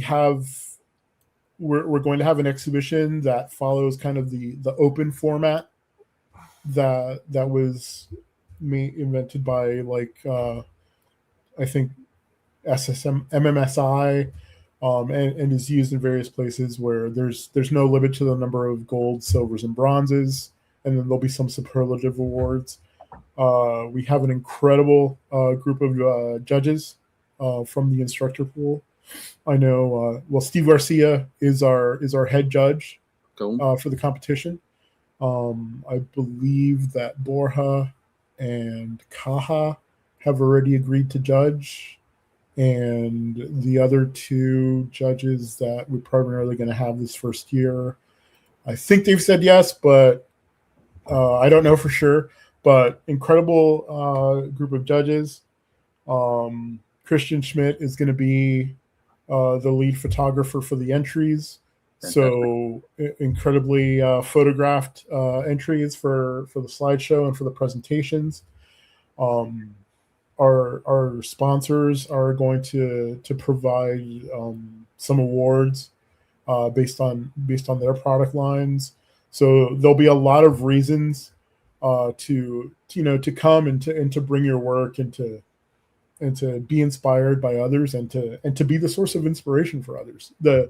If you look at Bigger, Braver, Happy, Better, Braver, Happier, technically it's not a lot to there's a lot to be desired there in my eyes, but the fact that it resonated and inspired so many people was worth more than any sort of award or recognition that I could get, right? And how blessed would I be to be able to give that moment to someone else by putting on this show? That's I mean, I could get really emotional about things like that. But and then the third thing is to celebrate. I talk about the Monty in the US kind of thing. Monty is you go and you see some models, you enter your pieces, you do a little shopping, you go eat some gelato with your buddies, you howl at the moon after having Francesco's homemade mead, and you have yourself a great time. I know it's more than that, but yeah, I want to bring people together to celebrate this hobby that we love. There's going to be a slot on Saturday, the Saturday evening slot, where there's not going to be any programming other than a party, right? Yep. Where just let's all get together socially. Maybe we'll do some food for people that want to buy food, but space is kind of weird this first year, so we'll see what happens there if we do what we do there. But in the end, we want to laugh, we want to have fun, we want to get to know new people, people that, hey, I see, you really like that line of models, so do I. Let's exchange info and keep in touch, kind of thing. because, you know, this hobby can be what you put into it, right? If all you want to do is sit at your art station and paint and sculpt and kit bash and make your pieces, this hobby provides. If you want to meet people that share this hobby and have more interesting, more meaningful relationship and share that passion, this hobby provides that too. And I love that about this hobby. And, you know, as things get more digital and as AI encroaches into our lives more and more, just the importance of these real connections it just seems more critical than ever to foster and help make those grow. And you know, modelers are getting older, right? So how do we bring in younger hobbyists? You know, how do we encourage the next generation of hobbyists to enjoy it and share, you know, something so decidedly analog? Yep. You know, those are the kinds of things that I think about, just, you know, planning a workshop or thinking about this show. So that's what I hope to bring. And, you know, Dina, our sponsorship coordinator, she came up with just a little comment that really stuck with me, and it'll probably be on one of our shirts, and that is small art, big heart. Right. And that's kind of what I want this show to embody. And what I like, if I leave a legacy for the hobby, that's what I want it to be. That, you know, I tried to keep the heart in it. So yeah, I mean, that's kind of that was the thinking behind it and what I'm excited to kind of bring. Fantastic. And it's, you know, and it's too, a lot of the shows in the US are, they're two categories, right? They're your local shows where, you know, traditionally it's been a historical bent, either scale modeling or figures, or it's been the gaming shows, right? The you know, the giant Warhammer events that has a hobby track with it. Yep. I wanted a way to get those communities together, right? Let's get everyone together in a room and figure out that, you know, the art that we love is more similar than we think it is. And, you know, we're protective of our way of doing things, but it's really, we have so much to learn from each other and so much to share with each other. Yeah. So that's what I always look forward to. Yeah. That's fantastic. I mentioned it to you before the show, but I would really love to come down and hang out that weekend, and you've got your invitation already, and help out however I can. But sure, I think absolutely, absolutely awesome. I'm super stoked that you're doing this, and I want to make sure everyone knows down in the notes below there is a link to the Pigment Miniatures Show website, which is Pigment Miniatures. .us, or is it pigmentshow.us? Pigmentshow.us. Yeah. Pigmentshow.us. Link down below anyway. We also have a link down there to Rey's personal Instagram account, Penguin Shark Mini. So remind me, what are the dates again? It's July 10th through 12th. So the weekend after July 4th. I can't do it. That's what I was like. I know. Dave and I talked about. I was like, am I doing that show? And I was like, oh right, it's the same dates as another show that I do. Yep, I saw your schedule, so I knew you couldn't make it. But that's right. And that's the nice thing about Dave and I. Like, because we're a team, like we can divide and conquer. We're gonna build, paint, play. We'll be at both shows. Yeah, absolutely. Yep. This is it's the weekend before the Historicon weekend where I'm running where I run the painting competition at Historicon. Right. So got you running ragged. Fun. Well, yeah. we put it all put it on ourselves, don't we? Yeah, it's 100% us. Yeah. Yeah. Guilty. But no, I think it's fantastic. I'd love to come out and spend some more time with you, and Just I'm hoping I can do it next year. anytime. If you want to go to the gun range, let me know. I'm not a big gun guy, but when Europeans come to visit, they're like, "Hey, can we go shoot?" I'm like, "Okay, yeah, let's go." Yeah, no, I'm good. Yeah. Excellent. Well, I just say thank you very much, Ray, for talking us through that. I think it's always wonderful to have somebody on that talks about the community with as much passion as you have tonight. It's something very definitely that we all need to think about. And as you say, however you want to interact, at whatever level you want to interact, you can do that. Whenever I travel around the country as a family, my daughters often mention, "Dad, you know somebody everywhere." And it's like, yeah. I mean, I've been super blessed to be able to meet these people and share something in common and be enthusiastic about it and develop a relationship with people.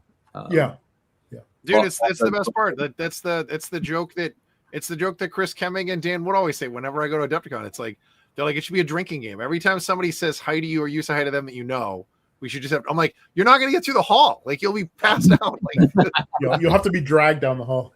Yeah. Fantastic. Cool. Well, Ray, then the next part of the show is us taking feedback. A look at the oh, my mind's gone blank. What do we call it? Our community miniatures. Community. Thank you very much. I got you, Dave. Dave, do you smell toast? Is everything okay? Go like this.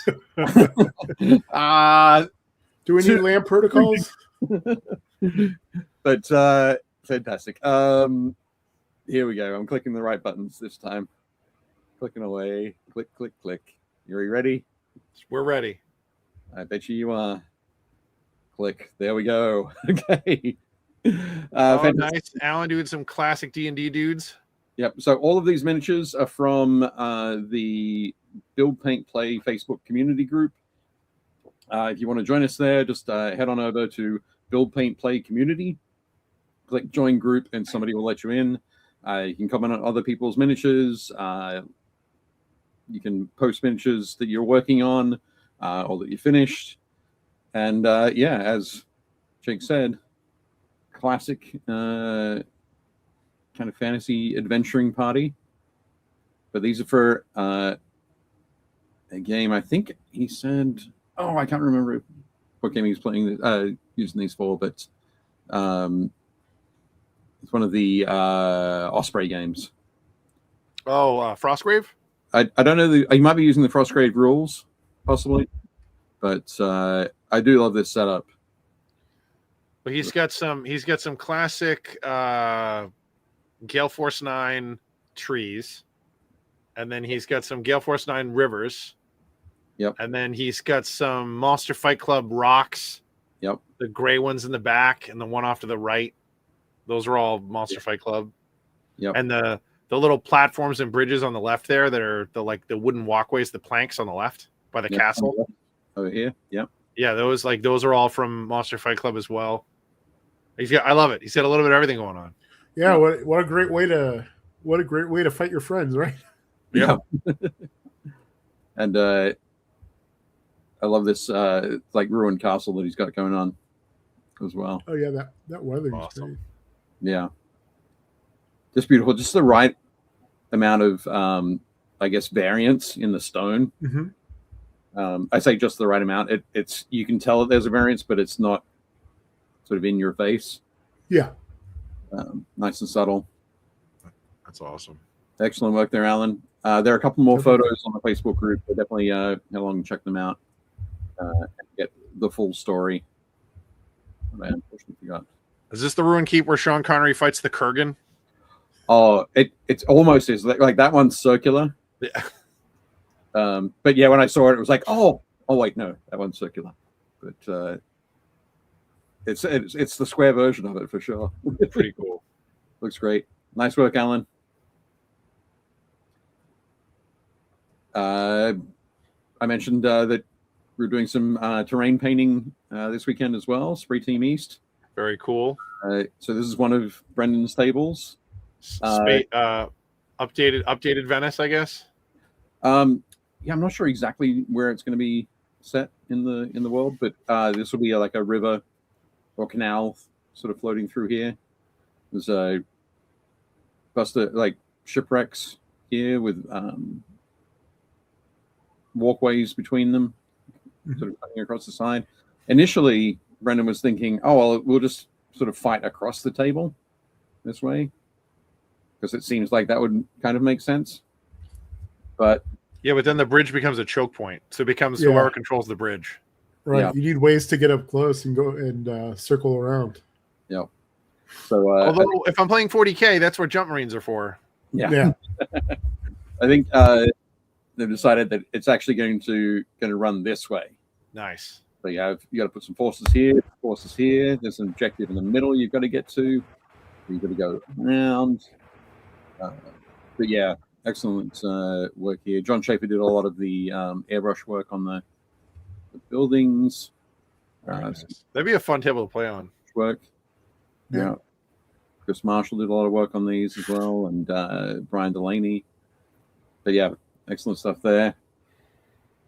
This is another one. So Brendan's still waiting on his water mats to come in, but again, it's going to be a water mat underneath here. We've got a broken up ship. Lots of floating debris as well. Half sunken barrels, crates, and so on. So you can try. It's amazing how much the aesthetic of the game can change just by where you set it. Yeah, because you think you think of Trench Crusade and you have very definite visions of it. Yep. But then if you think of it as an alternate history, putting it somewhere like this completely changes the feel, but still keeps it very much in theme. So yeah, it's really. This also goes from being a multi-level like playmat to, if that's a water mat, now it's an island hopping map. So. Yeah. Models will be able to move around like through the water, so it's like a low kind of level. But this piece here is also really cool. Yeah. The center of the table. That the piece up here. So Chris Marshall did a lot of work on here. This one, but with the light in the center, he painted those that with a bright white ink, artist ink, and then put a fluoro, fluoro yellow over it. Nice. And it just looks like it's glowing in this photo. Yeah.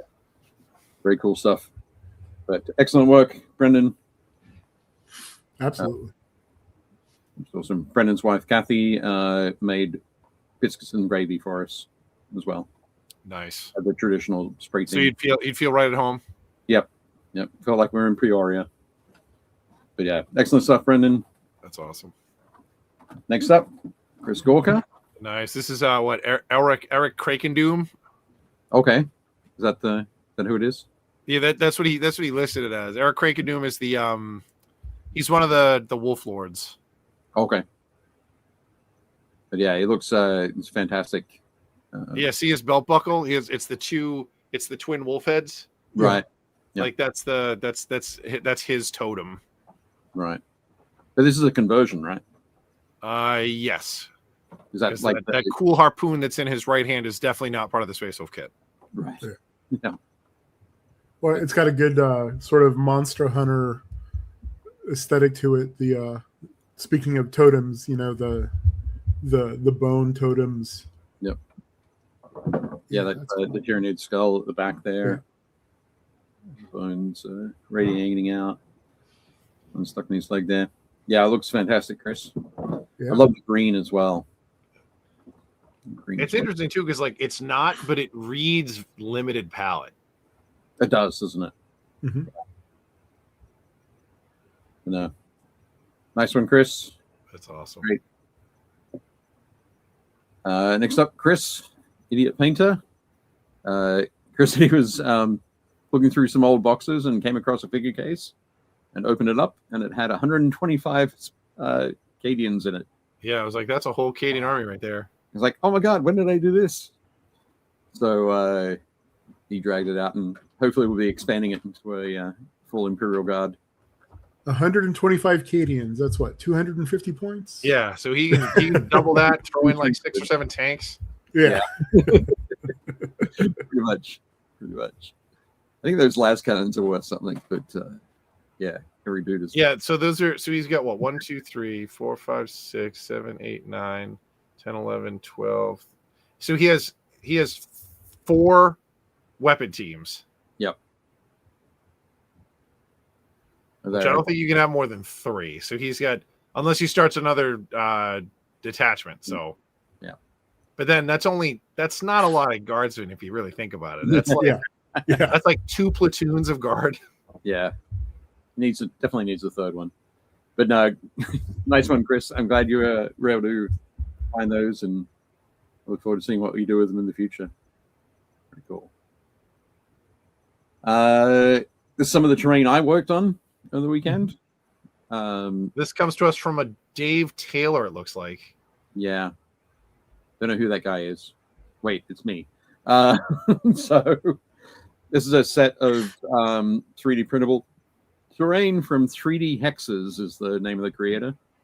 A lot of this stuff that it's an old, it looks like a cathedral that's been taken over by dark forces.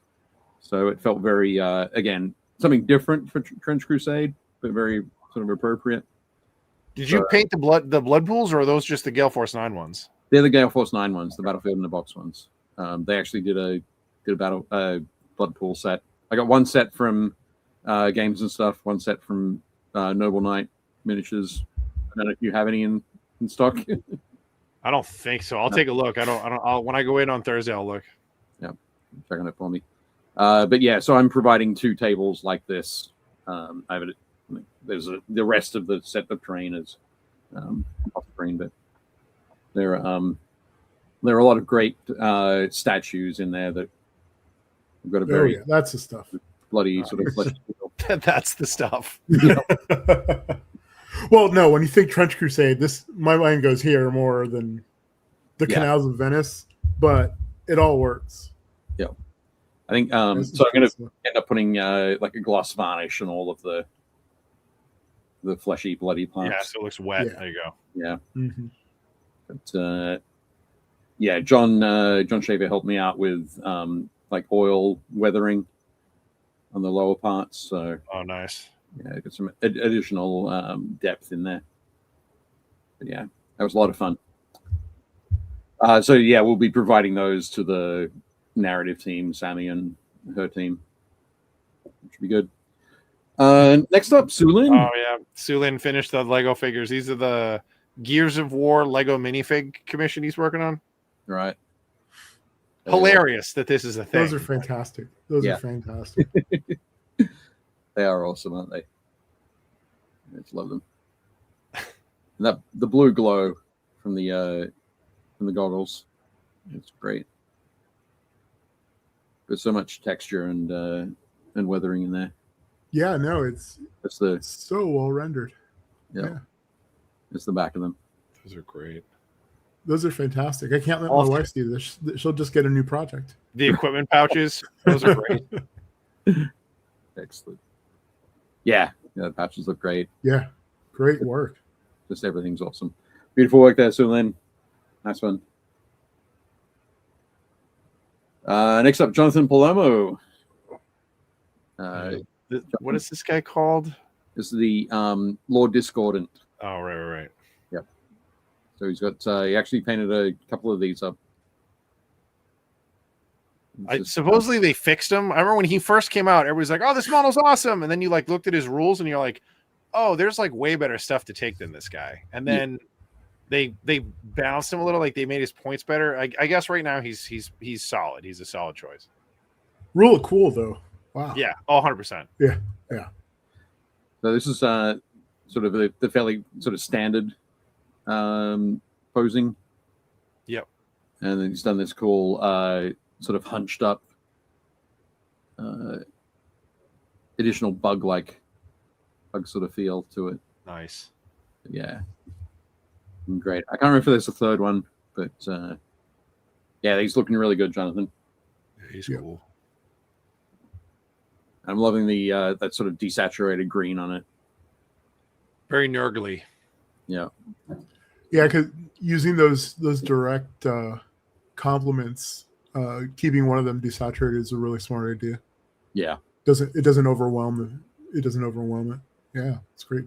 Well, the other thing too is like the cardinal like thing to avoid is you don't want anybody to think of a holiday, and if you keep that crazy red, it's like this thing is Christmas colors. Yeah. So you gotta pick one to like desaturate.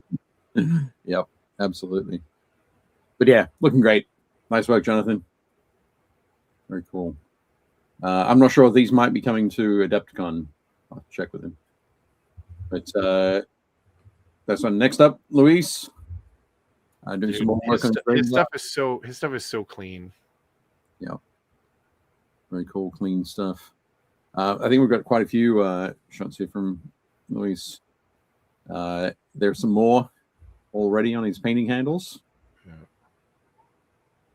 I think those are the Red Grass Games They are. handles. Yeah. With the magnetic bases, so you can line them all up. Yep. So I am nowhere near that organized. Luis's hobby is being super type A. Like that is what he does. He excels. Yep. Great job there. This is kind of the messiest that his desk gets, I think. Yeah. That blue plasma glow really just jumps out. Yeah. That's I like gonna how look great on the table. He brought it all the way down to like white on the sides. Yeah. Yep. Let me Yeah, on this you can really see it. Like that's awesome. nice work there, Luis. That's where everything's at the moment. Yeah. You can see he's like working his way across with weathering because like the rhino's weathered up. Uh-huh. Yep. Definitely cool there. Good. And next up, you see he's working on the Siege Assault. That's the best kit GW makes right there, the Leviathan. Yeah, it's really cool. I think I've built 4 of them so far. I love that kit. Awesome. But yeah, looking great, Luis. Nice work. Next up, Patrick. Yep. He's getting back into these guys. This is what the Inquisitorial Retinue, I think. Yeah. Yeah. Mm-hmm. The kill team set. But he's been working on these for a little bit on the side so he could finish up some of his Eldar. But what is he? Luis here? He's got all the heads separate. So heads are separate, all the weapons are separate. Well, not all the weapons, but everything's separate there. But no, I'm excited to see these wrapped up, Patrick. Looking good. Hopefully, you can get them done before Adepticon. For sure. Looking great. Nice one. Wrong direction. There we go. Reese. More of his conversions for his Thousand Suns. Yep. So this is great. So this is a Sigmarite. It's a Sigmarite base with Ahriman's head and staff. Yeah. So that's the original metal Ahriman head. Yep. I think the legs are actually old Chaos Space Marine legs. I don't think so. I think that's just the Sigmarite. I think it's the Sigmarite Sorcerer. Is it? Okay. My bad. Or it's one of the Sigmarite warriors that he's converted. Right. Yeah, I know definitely the top part is like that. But no, it looks great. Nice one there. The old school Jess Goodwin Ahriman head with the giant horns. Yeah. Because he had to, because it was metal. I love that he's got 2 books there circling him. I mean, Ahriman can multitask. It's magic and stereo. Oh. I'd like to think that like one of these is like his spell book and the other one's just a novel that he's reading. Yeah. Nice. Or a rule book. But yeah. One's a romance novel. Right. Sure. Sean Gleason. Sean's finished off his 4 Cerberos. Yeah, the Dark Mechanicus. Dark Mechanicus for Dark Mechanicum. The Legis Imperialis. Yep. Looking cool. Those things are so wacky. They are. Absolutely wild. And if you love painting trim, Yeah, anything chaos. If you like trim, Yeah, boy, have we yeah. got you set up. Covered, absolutely covered. But I like the texture that Sean's got, on these panels. Mhm. Yeah. They look really good. Well, it sells the scale too, right? Yeah. Because you're like a guy is the size of like the end of one of their claws. So This sort of size, yeah. It's big. But looking excellent. those are cool. Nice work, Sean. You can almost hear them skittering across the battlefield. Like they're so sketchy looking. Like the legs are so sketchy. Yeah. Yep. But nice one. And then Stephen's painting some more of his early 80s sculpts. Yep. This is another old school like draconian. Yep. It's always shocking when you see a square base. Absolutely. Oh, something I did last week. I played Warhammer: The Old World for the first time.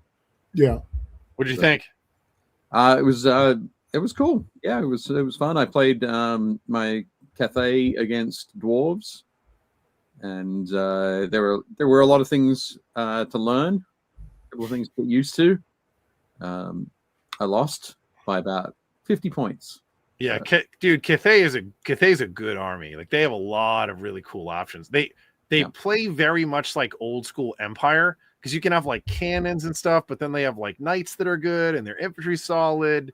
Yeah, we're only playing 500 points, so I had some spearmen, some halberdiers and knights, but it was you need that crazy floating lantern thing. Oh, that thing is so cool. Yeah. That model is amazing. I've got one. I haven't put it together or painted it yet, but that thing's nuts. And then what's her name? The girl who turns into the dragon. Okay, yeah. I don't know that it's. I don't know that our escalation league will get that far to be able to include the lady that turns into a dragon, but probably a lantern. But we'll see how it goes. But yeah, excellent work there, Stephen. Looks very cool. I love the gold. Gold is really popping for me. Yeah, the gold's good. Nice one. Excellent. So I think that is it for things from our Facebook community. Definitely go and check those out. Thanks, folks. Make sure you guys keep posting more stuff. If you're still listening to us at this point, please make sure you guys like and subscribe, hit the bell for notifications, all that good stuff. Links below in the show notes for today. So all of Ray's stuff, all of his info, everything for the show.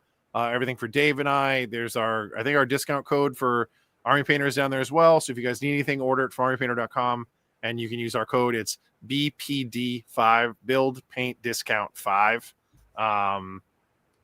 Yep.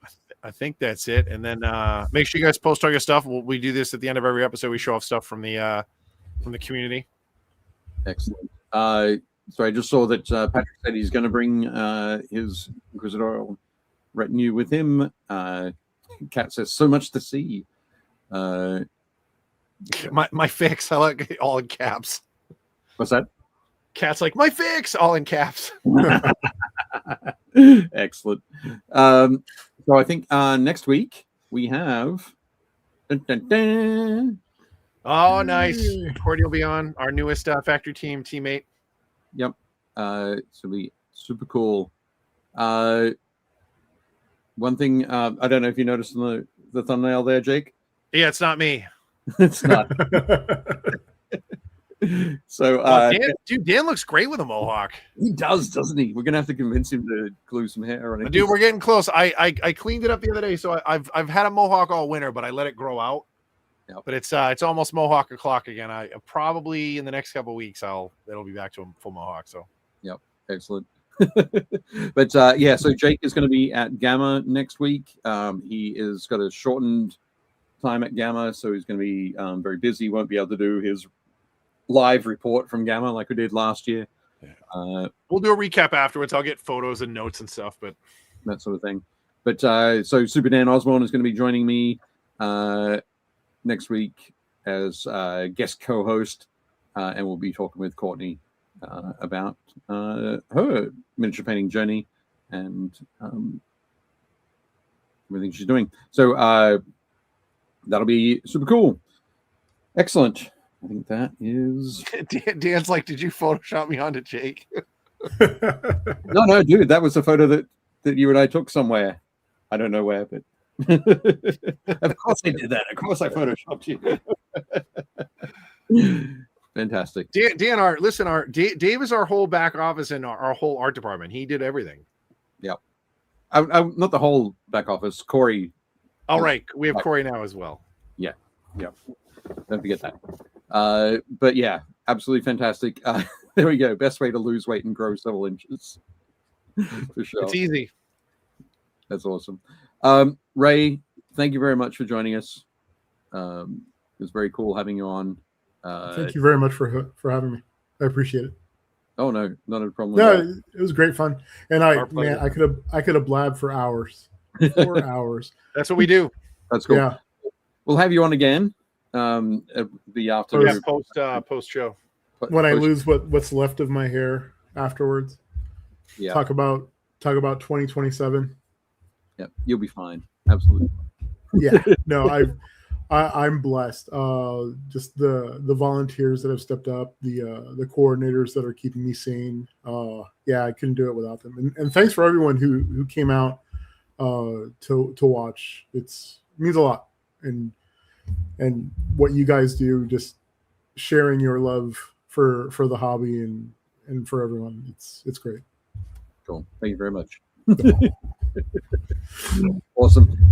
So as Kristen says in the chat, tickets for Pigment Show go on sale this Saturday. Correct. At 7 p.m. Central, which is 8 Eastern, 5 Pacific. Nice. And I saw Kristen's question about the convention model. There will be a convention exclusive model. It's still being sculpted. As soon as I can preview it, I'll share. I want to keep the surprise until then, but I think it'll appeal to everyone. No, that's fantastic. Yeah, from what you described earlier, I think it's going to be a very popular thing. I mean, again, hopefully my schedule lines up next year, so maybe I can try to do it. Yeah, that'd be cool. Yeah, and we'll be playing. We're going to look at if it succeeds and we feel it's ready to grow. We want to grow it responsibly. We don't want to rush into something and end up not being sustainable. But if it grows responsibly, we may look at a different weekend in a larger venue as we proceed. So, yeah. No, I think that's cool. It'll be a good time. You got anything else, Dave? Yeah. No, I was just going to say Austin in July. It's just like seriously, Massachusetts February. You can't do it in I don't know, February. For some reason, people want to have all their Texas events in the cold months. So no, that's cool. I think it's makes absolute sense. So super cool. Okay, I think that's it. That's the show. All right. Well, thank you, everybody. Thank you, Ray, for being here. Thank you, everybody, for being in the chat. Thanks for posting all the minis. If you need anything, poke us, let us know. We're happy to help out. Keep working on your stuff. Look out for one another. And as always, do not forget to build, paint, play.